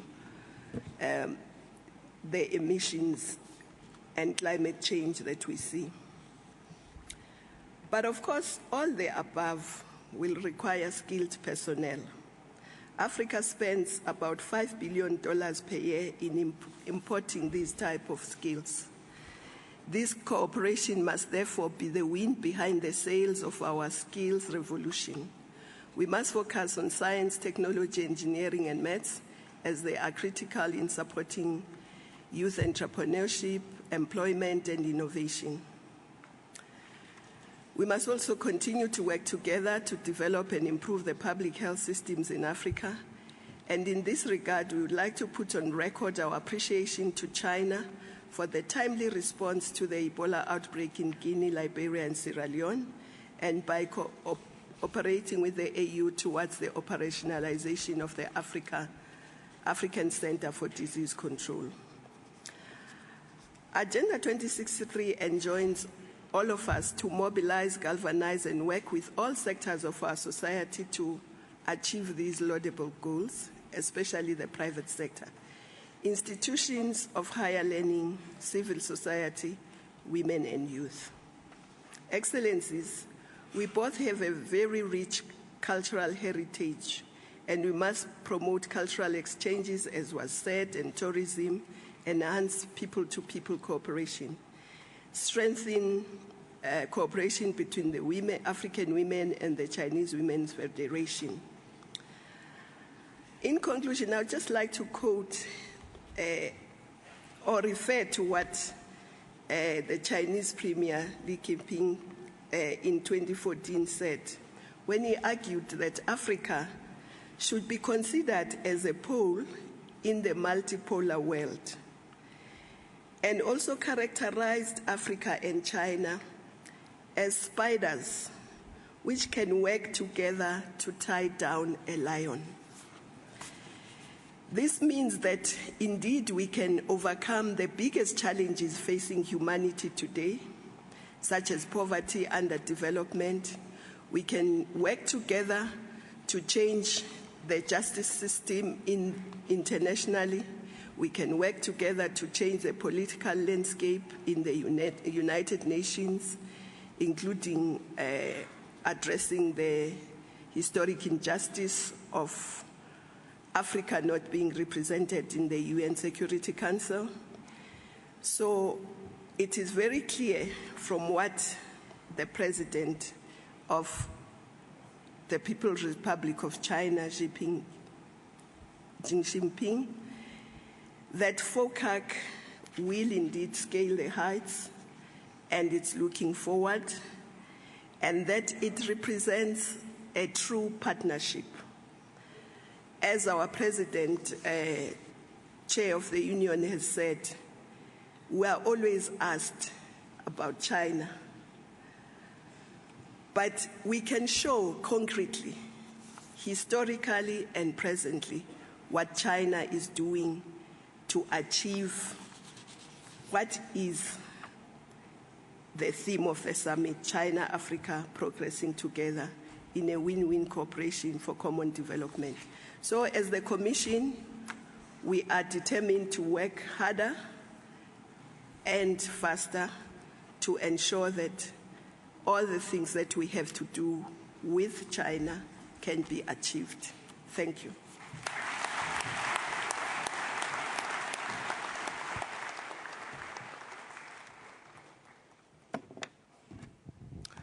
Thank you very much indeed for your statement, the Chair of the AU Commission. The co-chair will also deliver the welcoming remarks.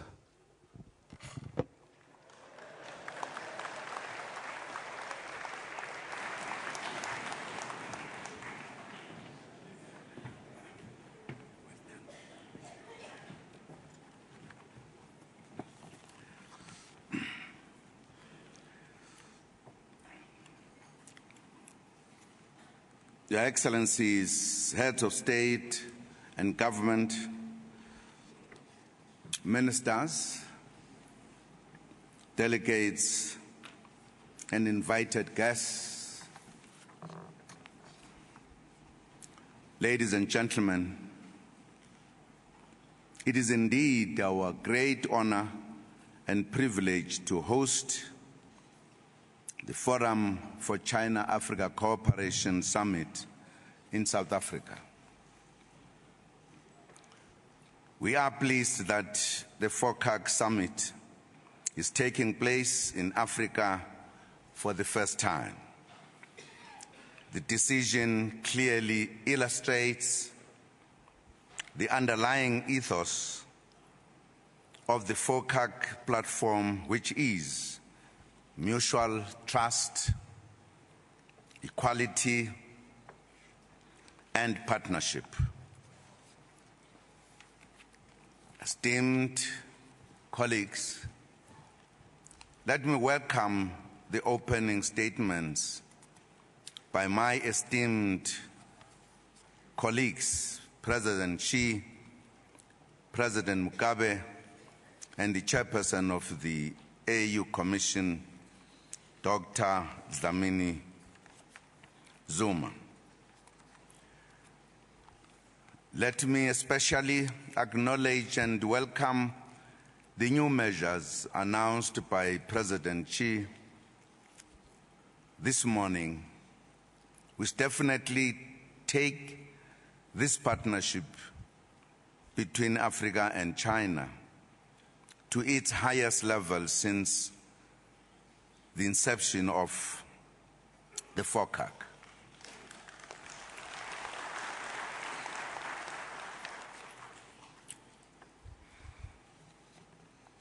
Let me also underline this statement by recalling what President Xi said when we were in Beijing celebrating 70 years of the defeat of fascism.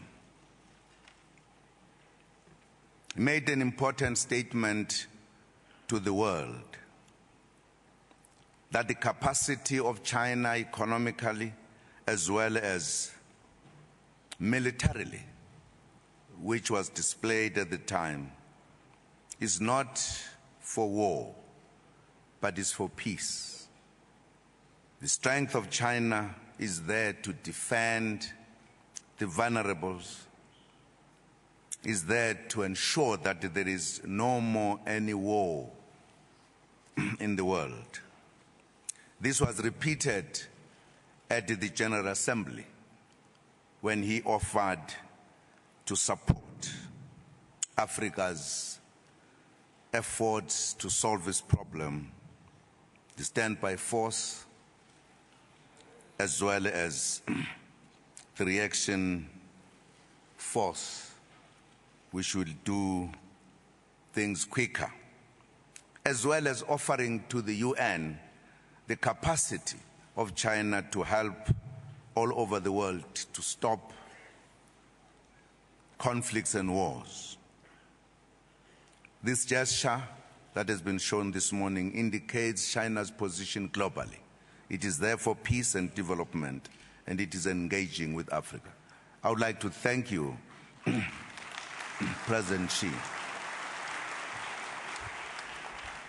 As President Mugabe said, this is concrete evidence that our relations with China is different from other relations we have had in the centuries. Your Excellencies, tomorrow will be the second anniversary of the passing of our beloved President Nelson Mandela. His belief in peace, freedom, democracy, equality, justice, and human rights for all must continue to inspire us to work tirelessly each day to build a better Africa and a more just world. Your Excellencies, the theme of this summit, Africa-China progressing together, win-win cooperation for common development, is a clear indication of the intentions of this strategic partnership. Originally, we were comrades in arms in the quest for liberation and freedom at the height of colonialism and apartheid. Given that history, it was only natural that Africa has developed a win-win partnership for development and progress with China over the years. The partnership encompasses cooperation in a number of developmental areas, including agriculture, renewable energy, skills training, health, peace and security, and infrastructure development. These elements align with and integral to our vision for Africa as outlined by Agenda 2063. Already, the partnership is yielding economic results. China has become Africa's largest trade partner, and Africa is now one of China's major import sources and fourth largest investment destination. This partnership can only yield further positive results for Africa's development. However, we meet during a difficult global economic crisis. This affects both our trade outlook as well as investment flows into our continent. This period, therefore, calls for innovation and resilience to make our economies survive the global meltdown. Also, there is still hope for Africa despite the global economic downturn. African economies and the sub-Saharan region in particular have some of the fastest growing economies in the world. Importantly, China and Africa and African countries share the advantage of having largely youthful populations. We also have the numbers. Together, we make up nearly a third of the global population. Africa has in the region of 1.1 billion people, and China has 1.3 billion people. This translates into immense potential, both as markets, but as producers as well. Africa also has unique agricultural conditions, innovative and entrepreneurial business people, indigenous knowledge, a huge economic potential in our oceans, and significant quantities of mineral resources, to name a few. I've deliberately mentioned mineral resources last because whilst these are a blessing, they have also made Africa vulnerable to exploitation. It is for this reason that we want to prioritize beneficiation and value addition. In that way, what is buried in the belly of our soil will translate into benefit for the bellies of our citizens.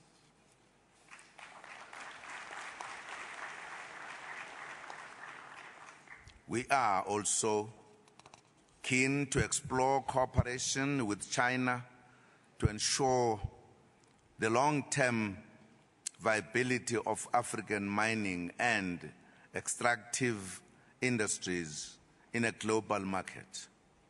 This is important in light of the declining demand for commodities.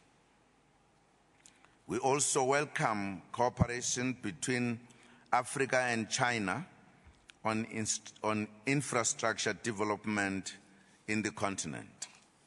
Africa needs improved connectivity through road, rail, and air, and we need water infrastructure, energy, and a lot more to improve economic activity and improve lives. Excellencies, the year 2015 has brought about the painful humanitarian disaster occasioned by unparalleled global migration. Scores of migrants from Africa and the Middle East have perished in the Mediterranean Sea in their attempts to reach Europe. This desperation is caused by the urgent need to flee from wars and conflict and from poverty and hopelessness.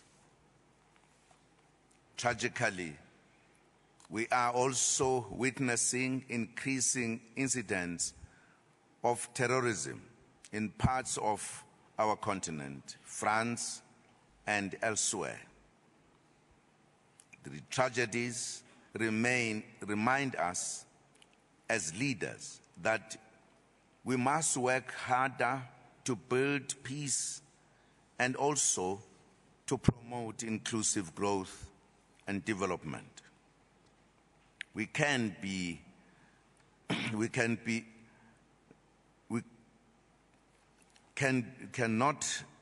have lasting military solutions to this problem. It needs political, social, economic solutions to ensure sustainability. In the short term, we need to protect our youth, in particular from being brainwashed into joining extremist groupings that perpetuates violence and destruction. Importantly, we must give the African people who live in poverty hope that a better future is possible. Africa has already taken steps to find African solutions to end conflicts and instability. The continent has committed to silencing the guns in our continent by 2020, in alignment with our commitment to Agenda 2063. We have already taken a significant step forward towards bringing the African Standby Force and its rapid development capacity into operation. The force will respond quickly in conflict situations to save lives and bring stability. I would like to acknowledge the tangible contribution of the People's Republic of China's regarding the matter of bringing peace in the African continent. In addition to participating in up to the 16 United Nations peacekeeping missions in Africa, China currently has approximately 2,000 peacekeeping personnel on the ground. We appreciate this commitment to peace, development, and progress. It gives practical meaning to the belief of President Xi that China's military capability must be utilized to achieve peace. Your Excellencies, we must give our people hope that indeed the guns will be silenced and that peace can be achieved in every part of the continent. Peace creates better conditions for the achievement of economic development and growth. Your Excellencies, very important discussions are taking place in Paris, in France. The 21st Conference of Parties to the UN Framework Convention on Climate Change, COP21, building on the successful Durban COP17 conference in 2011. The fifth assessment report of the Intergovernmental Panel on Climate Change confirms that each of the past 3 decades has been successively warmer than the preceding decades. We must take this warning very seriously, as global warming is already affecting agriculture, human settlements, water supplies, and other services in our continent. As the chair of the Group of 77 plus China and an active member of the African Group of Negotiators and the Brazil, South Africa, India, and China Group, known as the BASIC, South Africa has the special responsibility of advancing the collective and shared interests of developing countries in the negotiations of the Paris Agreement. This necessitates defending the legal rights of developing countries under the UN Framework Convention on Climate Change. This includes the right to receive the support they require to make the transition to a low-carbon economy and to adapt to climate change, including support for those that have suffered loss and damage. It is also a fundamental principle of the Convention that our actions must be based on the principle of common but differentiated responsibilities and respective capabilities. We wish all parties successful negotiations in Paris. These are set to intensify next week. COP21 must succeed and must produce a legally binding outcome that is applicable to all that will save this planet for future generations. Your Excellencies, esteemed guests, the strategic partnership and cooperation between Africa and the People's Republic of China is an important instrument towards the achievement of our development goals. This summit will serve to further enhance the partnership for mutual benefit. I wish you all a successful summit indeed. Ladies and gentlemen, I would like to thank you all for gracing this opening of the Johannesburg Summit of the Forum on China-Africa Cooperation with your presence. It is my pleasure to now declare this session adjourned. I thank you. Thank you.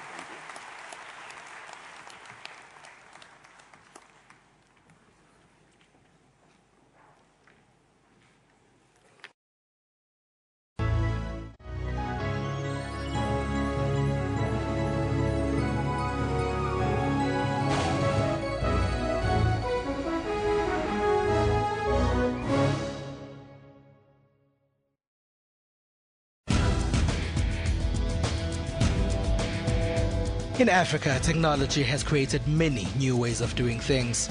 ICT is an increasingly important part of everybody's life. It's being used in education, for social media, and now for farming too. The best thing about internet for a farmer is that we get to share information. On Network, we give you all the important African technology and social media news. That's Network with Ms. Phumelele Zondi every Sunday at 7:30 p.m. Central African Time, only on SABC News. Media Monitor, your weekly media news review program. It was squashed some few months back, but obviously this is something that is going to hang around Pravin until it is actually dealt with. If he didn't know, then he wasn't doing his job. In it, she described how the man's hair was frozen, although the man has no hair. Is anybody volunteering to go to jail for him? That is not how the law works. This particular matter makes us really look like a serious banana republic. Unpacking headlines and giving analysis on topical issues. Sundays at 9 a.m. only on the SABC News channel. We make sure to bring you exciting entertainment news on trends. Ayanda, a vibrant South African movie told with love, passion and exceptional acting. For Ayanda, at least, it says that we are heading in the right direction. South African films are growing and they are heading in the right direction to become international movies. The Urban Art Festival artists brought back color to old buildings of Johannesburg with their spray cans. Festival to promote graffiti in Johannesburg and also to promote the Johannesburg inner city. But it brings a number of international artists out, and then they paint with our local artists, and they paint throughout the inner city. We even give you tips on making healthy and fruity cocktails. Low carbs, fun cocktails for the summer. Join Refulo Muelwa every Friday for that 1 hour weekly dose of art and entertainment news at 9 p.m. on Trends.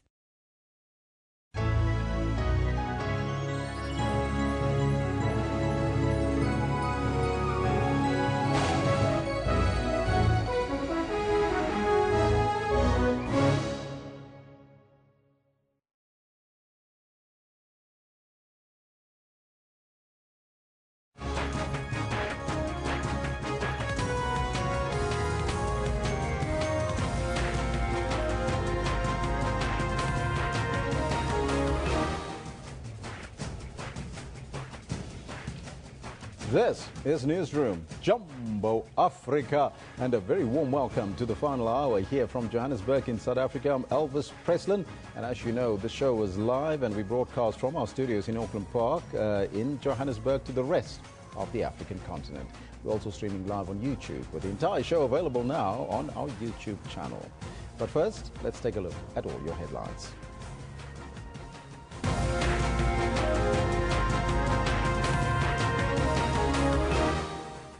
President Jacob Zuma has declared the 6th Forum on China-Africa Cooperation FOCAC open. Further details have been released about the latest arrest linked to widespread corruption within FIFA.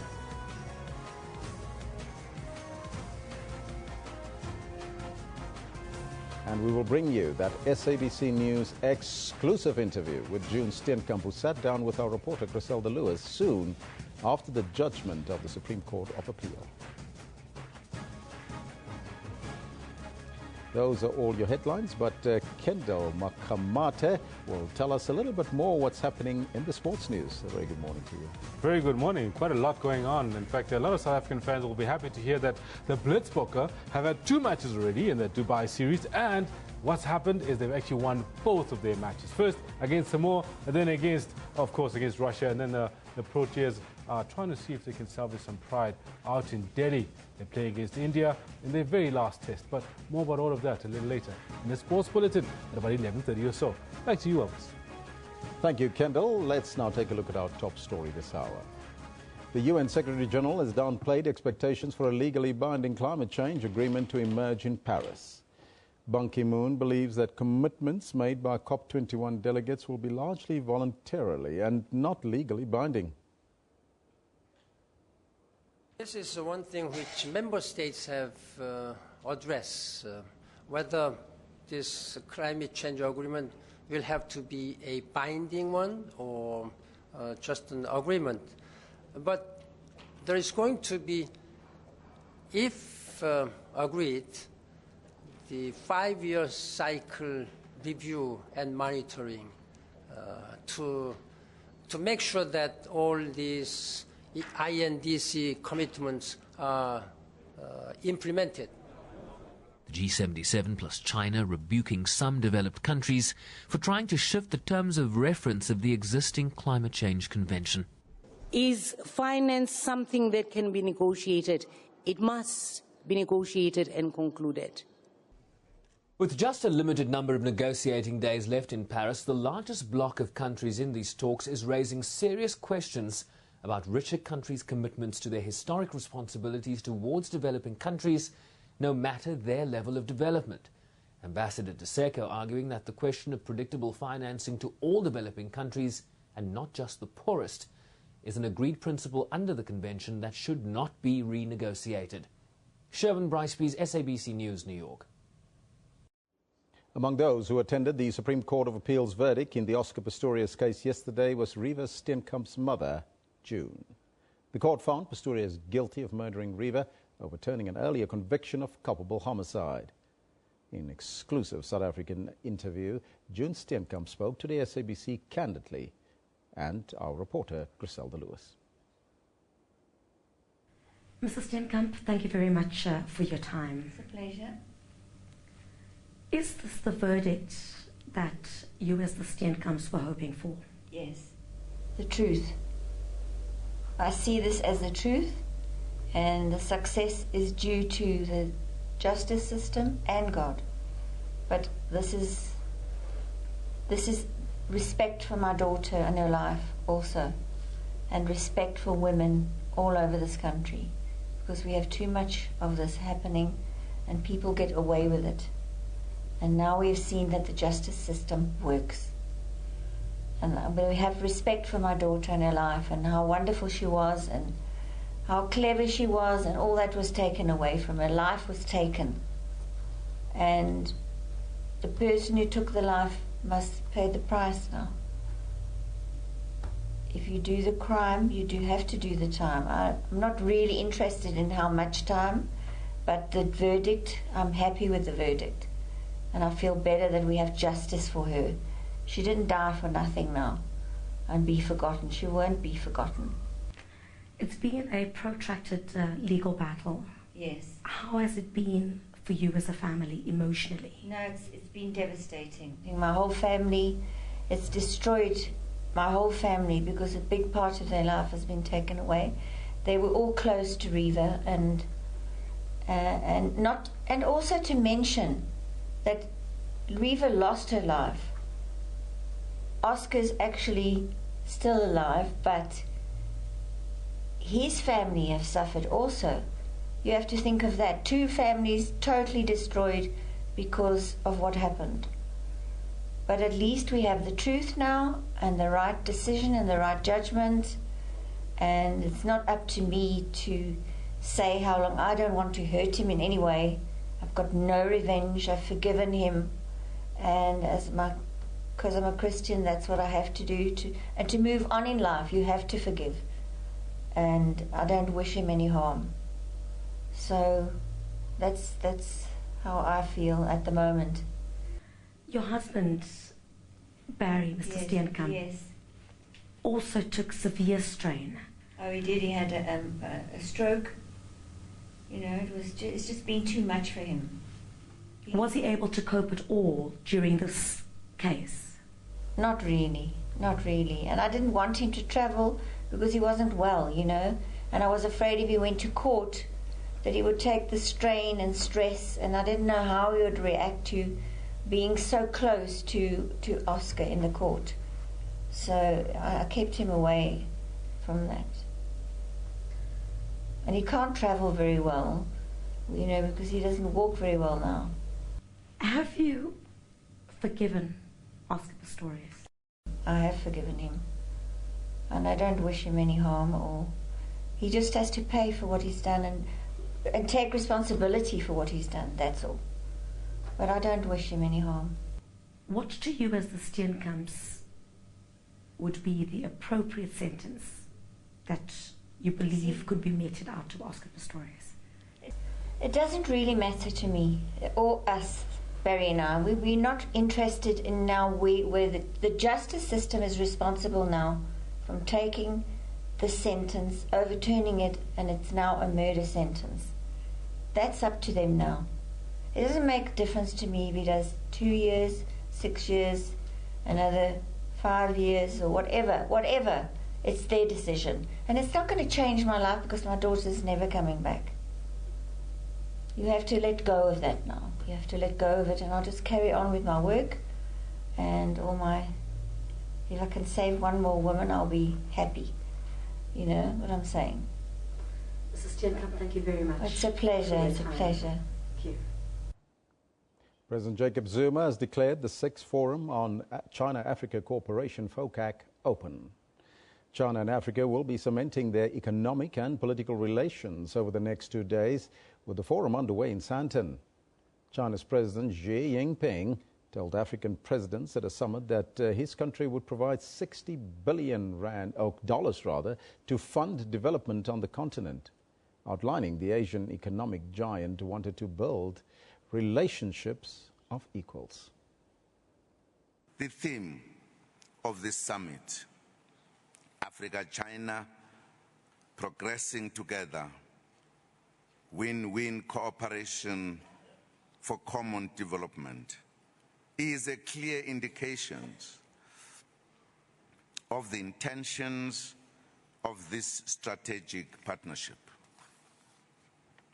Originally, we were comrades in arms in the quest for liberation and freedom at the height of colonialism and apartheid. Given that history, it was only natural that Africa has developed a win-win partnership for development and progress with China over the years. The partnership encompasses cooperation in a number of developmental areas, including agriculture, renewable energy, skills training, health, peace and security, and infrastructure development.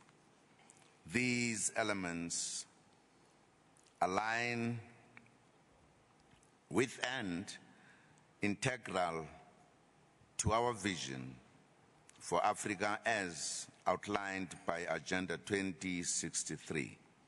Already, the partnership is yielding economic results.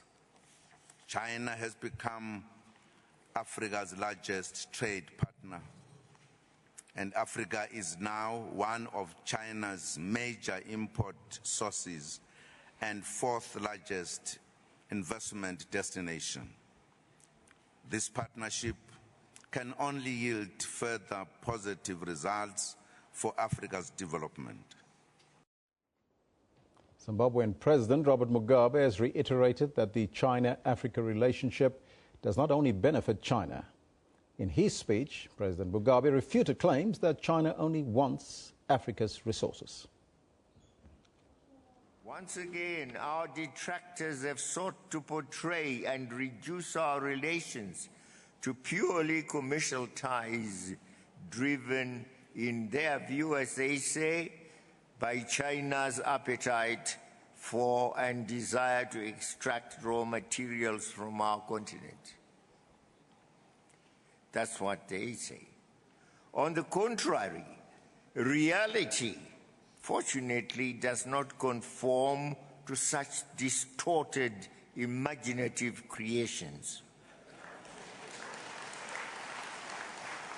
Our relations go much deeper than the extraction of resources. We are committed to strengthening the current and multifaceted and multidimensional relations between African countries and China.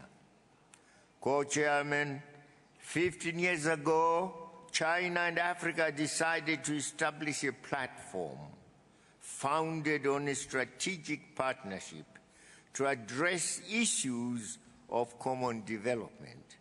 The two partners agreed to promote a shared world vision based on peaceful development, mutual respect, and win-win cooperation. Africa is set to strengthen its trade and investment relations with China against the background and the backdrop of the China-Africa summit that is here this week, where trade deals of 94 billion rands were signed this week.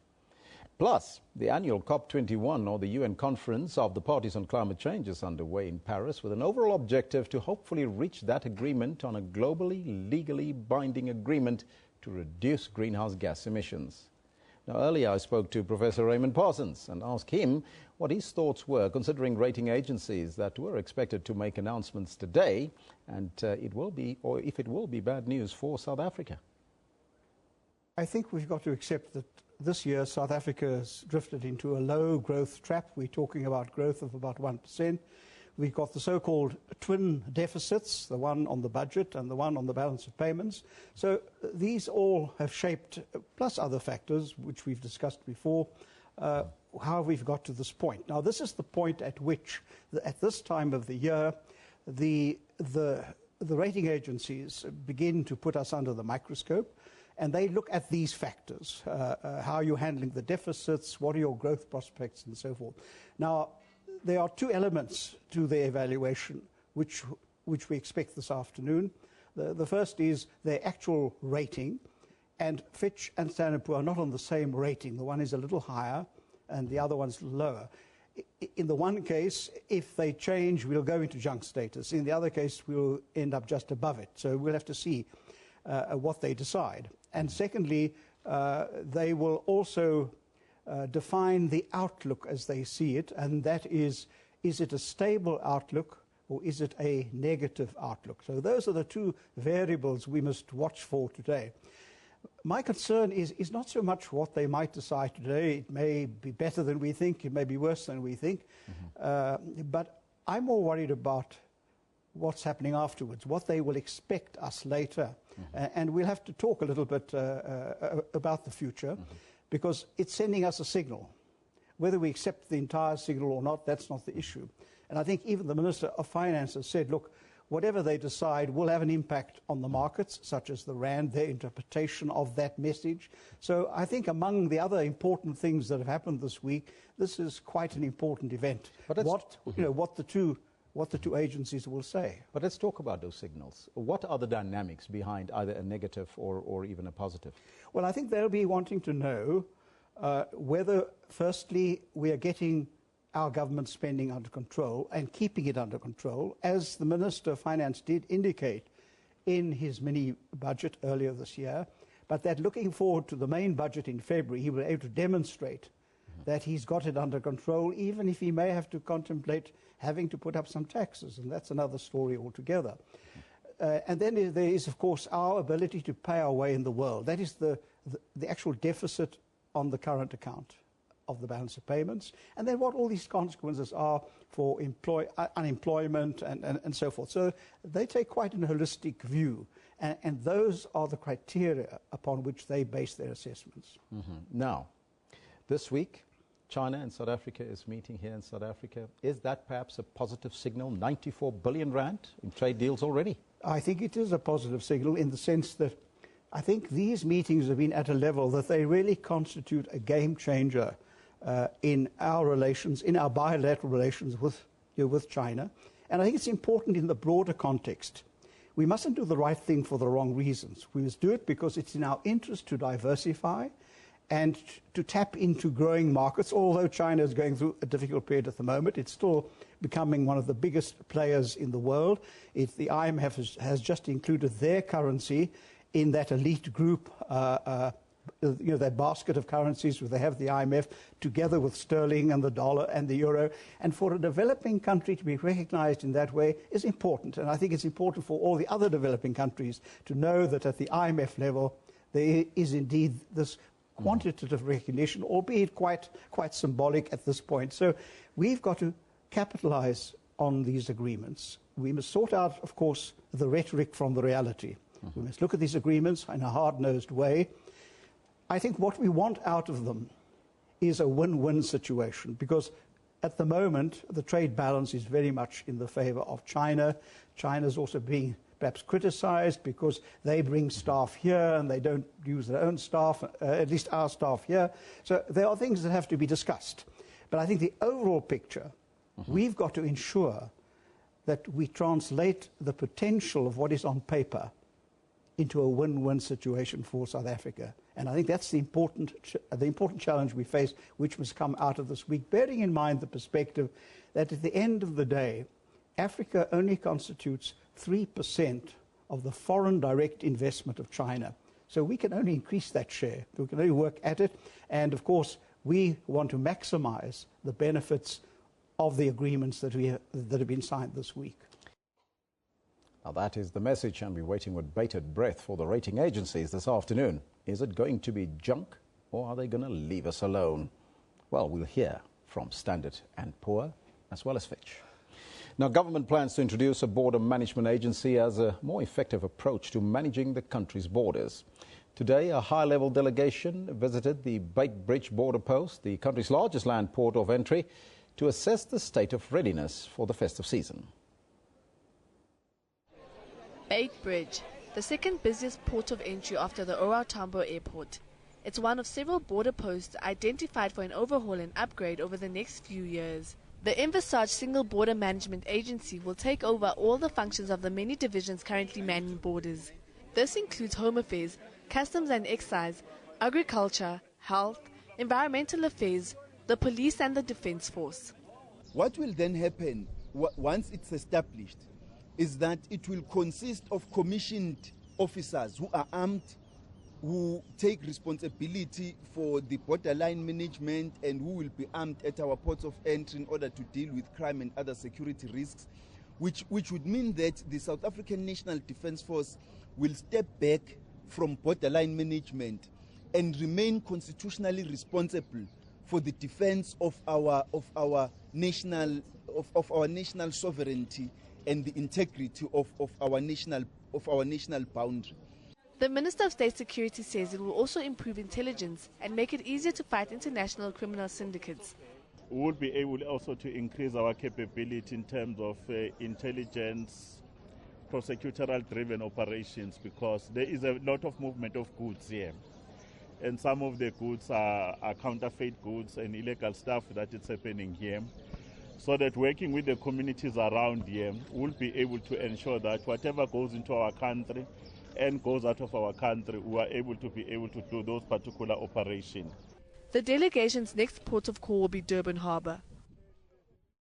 Now, for the latest at Beitbridge, we now go to our SABC reporter, Philip van der Walt, who's in Polokwane. Philip, a very good morning to you and welcome. Good morning. Can you tell us about the latest visit there by the ministers yesterday? Yes, the ministers, that is the Minister of Home Affairs, the Minister of State Security, and also the Deputy Minister of State Security, visited the Beitbridge border post as part of a group of visits to important ports of entry and exit in the country to ascertain whether these places are ready for the festive season, and also to discuss some serious security issues. They have already been to the Lebombo border post with Mozambique, and the visit to Beitbridge is the second one, and then, as we have heard, they will also be going to Durban Harbour. Now, at Beitbridge border post, they have discovered a couple of problems that has been there forever, but it is because the infrastructure and the facilities. Yes, Philip, can you still hear me? Yes, I can hear you. Mm-hmm. What's wrong with the infrastructure and the facilities at Beitbridge? The infrastructure and the facilities are very old and outdated compared to modern technology, and it is also not big enough to handle the volumes that Beitbridge have started to look at during the past 10 years as there's been an increase in travellers, both for tourism purposes and also for business purposes, between South Africa and the countries lying north that has to be reached through Beitbridge, which is quite a number of countries going up to Kenya and Tanzania.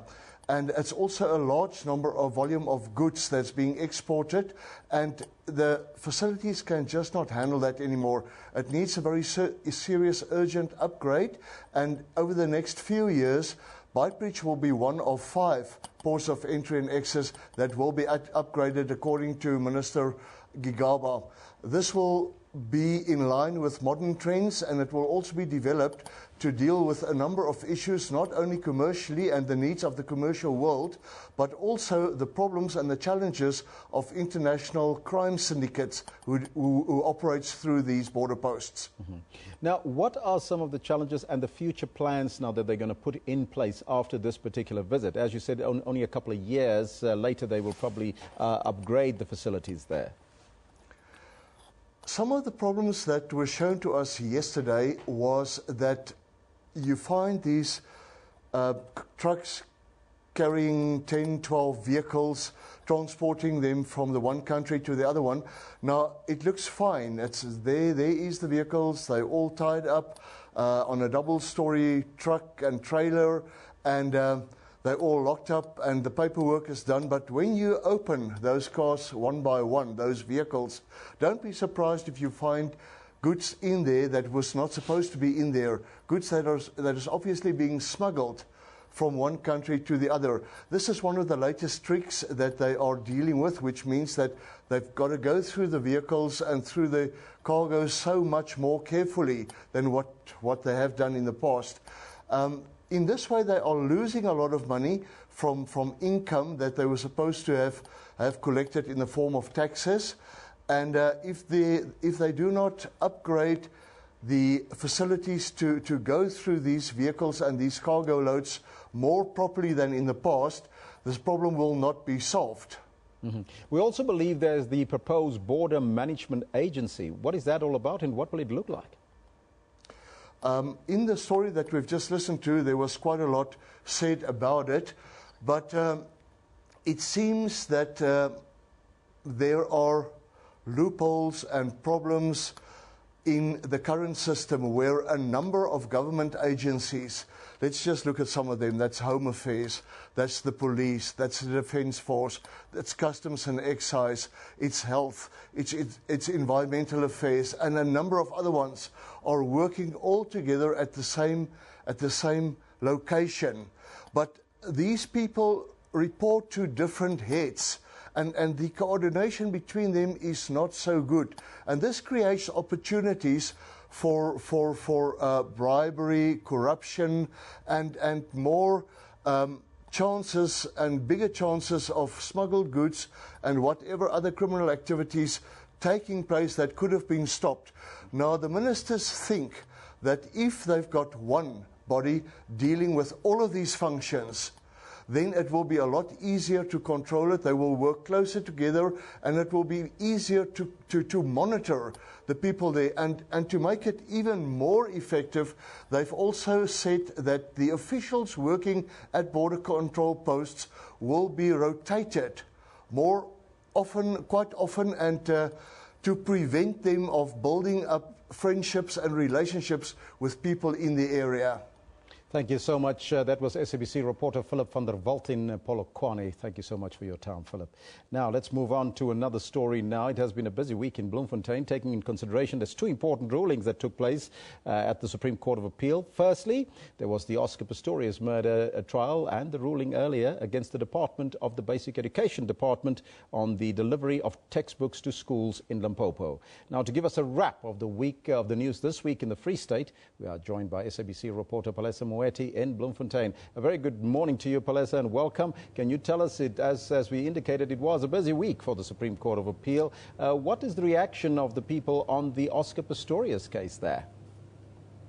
Indeed, it was quite a busy week here in Bloemfontein. In the streets, obviously, yesterday, there was a lot of curiosity from people as they were passing by the Supreme Court of Appeal, you know, looking at the large media contingent, several numbers of broadcast vehicles from the various media companies outside. People, after the judgment was actually released, they were very much in support of the judgment and saying that it's time that justice actually happens and that Oscar Pistorius is held accountable for, you know, the murder of Riva Steenkamp. What was the ANC Women's League's comment on the issue of Oscar Pistorius being found guilty of murder?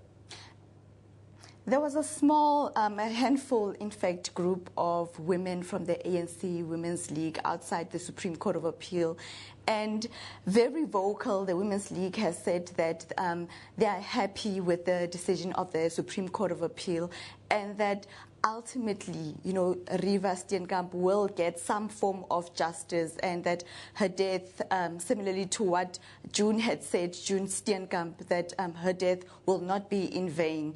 And also the fact that we are, you know, currently in the 16 days of activism campaign against the abuse of women and children, they said that this judgment comes at a very crucial time to send out a very strong message, you know, regarding action against the abuse of women and children.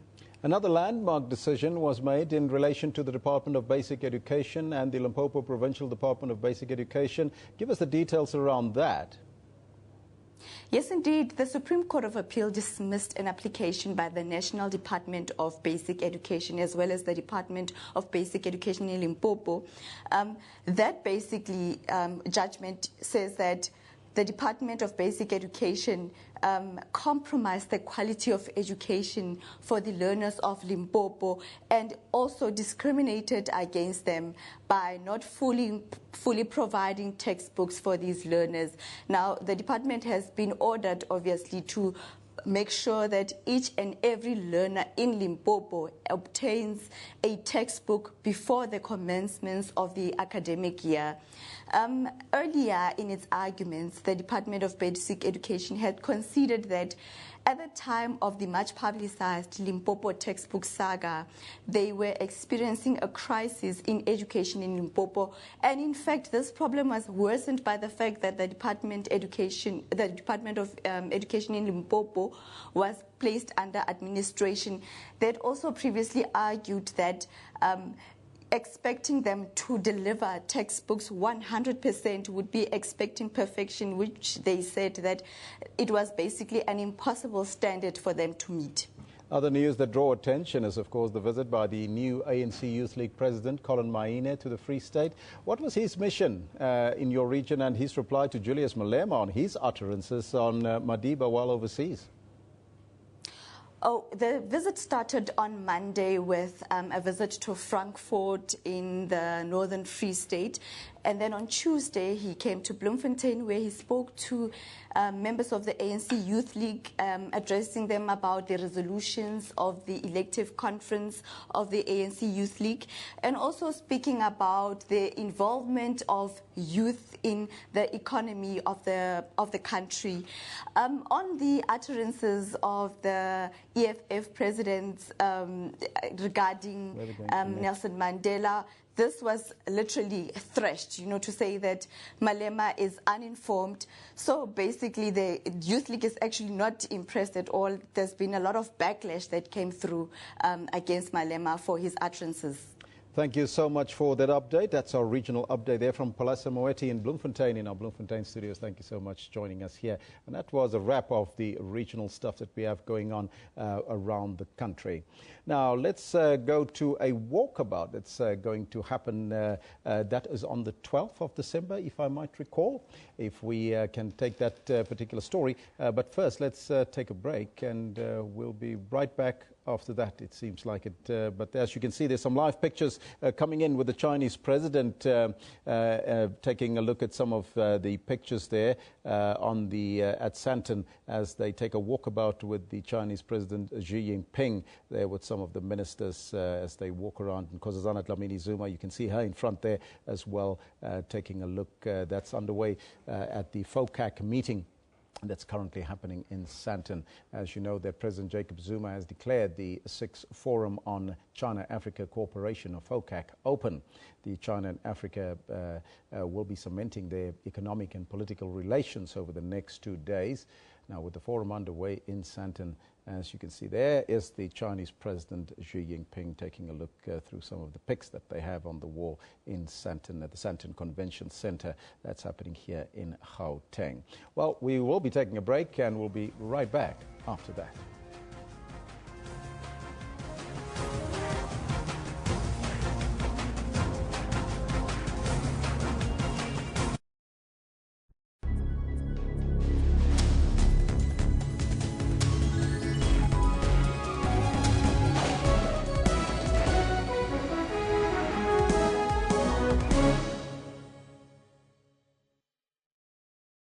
Oh, hi.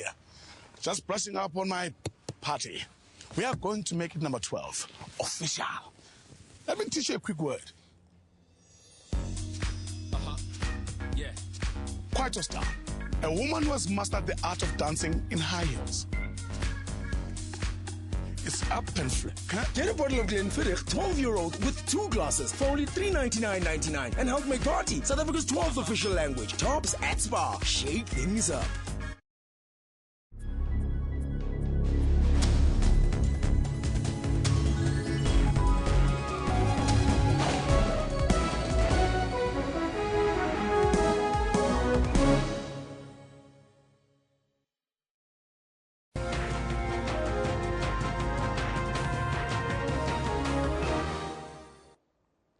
Good morning and welcome back. I'm Kendall Makhamatin. I've got your sports on Newsroom.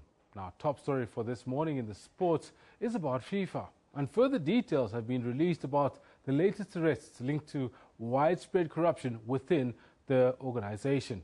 After the initial allegations mid-year, a further 16 people have been indicted by United States prosecutors investigating soccer's world governing body. It's now alleged that well over $200 million have been received in bribes and kickbacks. From Washington, D.C., John Beaver has more on this. It is yet more bad news for FIFA. Another 16 defendants have been charged with racketeering, wire fraud and money laundering. The allegations mainly focusing on the sale of lucrative media and marketing rights to various international tournaments. The new defendants include 5 current or former FIFA Executive Committee members, among them Alfredo Howitt and Juan Angel Naput, who are in charge of FIFA's confederations that look after soccer in North, Central and South America. The United States is leading the fight against this alleged corruption, and in a press conference here in Washington, D.C., Attorney General Loretta Lynch made it clear that there was nowhere to hide. The betrayal of trust that is set forth here is truly outrageous, and the scale of corruption alleged herein is unconscionable. And the message from this announcement should be clear to every culpable individual who remains in the shadows, hoping to evade this ongoing investigation. You will not wait us out, and you will not escape our focus. Back in May, some of the initial arrests and allegations were linked to the awarding of the 2010 World Cup in South Africa. The focus of these new arrests has very much switched to Central and South America. High-ranking officials from numerous countries, including Brazil, Bolivia and Guatemala, have all been charged. FBI Assistant Director Diego Rodriguez explained why the United States was playing the role of global policeman in clearing up the sport. When criminals bring their corrupt activity to our shores by using U.S. banks and U.S. companies to pay bribes and otherwise further their criminal objectives, they will play by our rules. This was described in the press conference as one of the most complex worldwide financial investigations ever conducted. More arrests are expected in the coming months, and the legal proceedings look like they will go on for many years. John Beaver, SABC News, Washington. Today, we are announcing a superseding indictment, which includes new charges against new defendants, as well as additional arrests and guilty pleas in connection with our ongoing investigation. Earlier, a federal grand jury in Brooklyn has returned a 92-count superseding indictment, which includes charges against 16 new defendants, all of whom are current or former soccer officials. The betrayal of trust that is set forth here is truly outrageous, and the scale of corruption alleged herein is unconscionable. And the message from this announcement should be clear to every culpable individual who remains in the shadows, hoping to evade this ongoing investigation. You will not wait us out, and you will not escape our focus. Certainly ominous words coming out there from the U.S. Attorney General Loretta Lynch there. Now, bringing it all home and actually now talking about football proper, new Bloemfontein head coach Sramelo Tswaka's credentials and work ethic are reasons given for Celtic chairman Max Chabalala's joy in lending his signature. The former Golden Arrows coach joined Celtic after the departure of Clinton Larson last week and will immediately take charge of the team. Tswaka resigned from Arrows on Tuesday, citing family problems for his decision.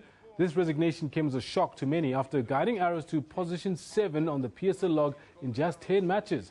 The former Bafana and SuperSport United assistant coach took over at Arrows at the beginning of the season, and his most notable achievement was beating big sides like Mamelodi Sundowns and Orlando Pirates. Now, as you all know, we've had some live matches on the go today, and India were dismissed for 334 after lunch on the second day of the 4th and final cricket test match against South Africa in Delhi. Ajinkya Rahane got a well-deserved century out for 127, and Ashwin, who had a great series of the ball, went on to score a half-century. Now, the pick of the South African bowlers was paceman Kyle Abbott, who took 5 wickets. Let's take a look at the live action from Delhi. A.B. de Villiers once. A.B. de Villiers came down the pitch and hit him for a boundary.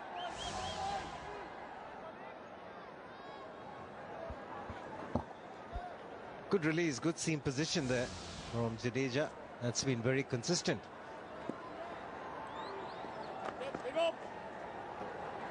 Hey, talk about the speeds. The average speed for Jadeja is 87. Generally, Now, he's a as lot you can quicker. see, we've got some 4 wickets have already been lost by the Proteas, and the last to go was Faf du Plessis, who tried to scoop a ball over the wicketkeeper's head and didn't go very well. So it seems like the Proteas are in trouble again.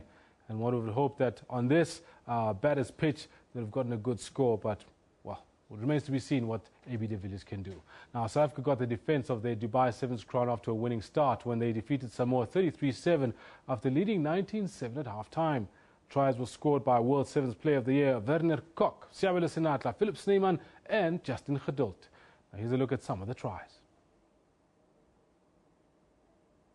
I think he's the right candidate. You can't question him. You know, this is a former guy that has captained SARU in the apartheid days. And a first score for the flying machine, Siabela Senatla. Kick long from that restart. They posed the question to Samoa. I asked them, can you break our defensive down? And look at that response from them. Fantastic work. Time for South Africa here. Cock is away. The long flowing locks of the Player of the Year restore South Africa's lead. Werner Kok goes off, but interesting to see South Africa coming off after making that breakthrough. This could be a big loss for South Africa here, seeing him come off the field. They've got pace to burn, this man who just dives over for a simple try in Senatla. A loose pass. And Senatla snaps it up for a second score.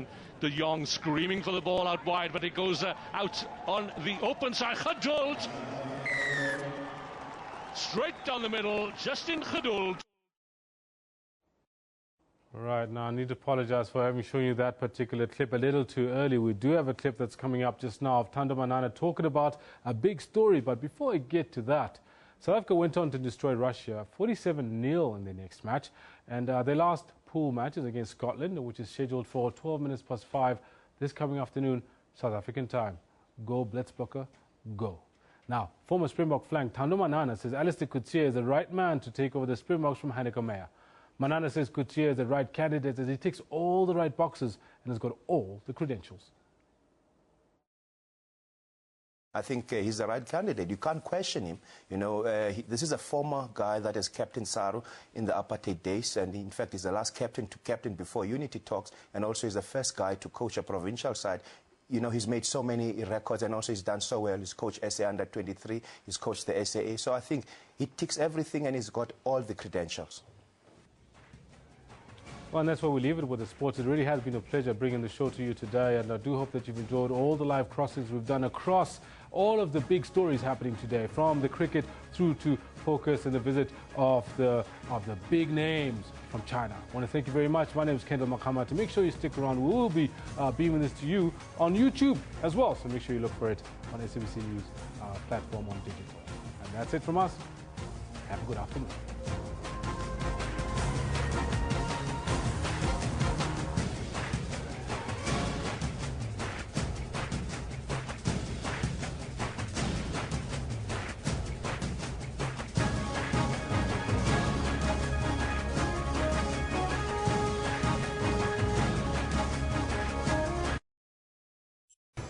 Did you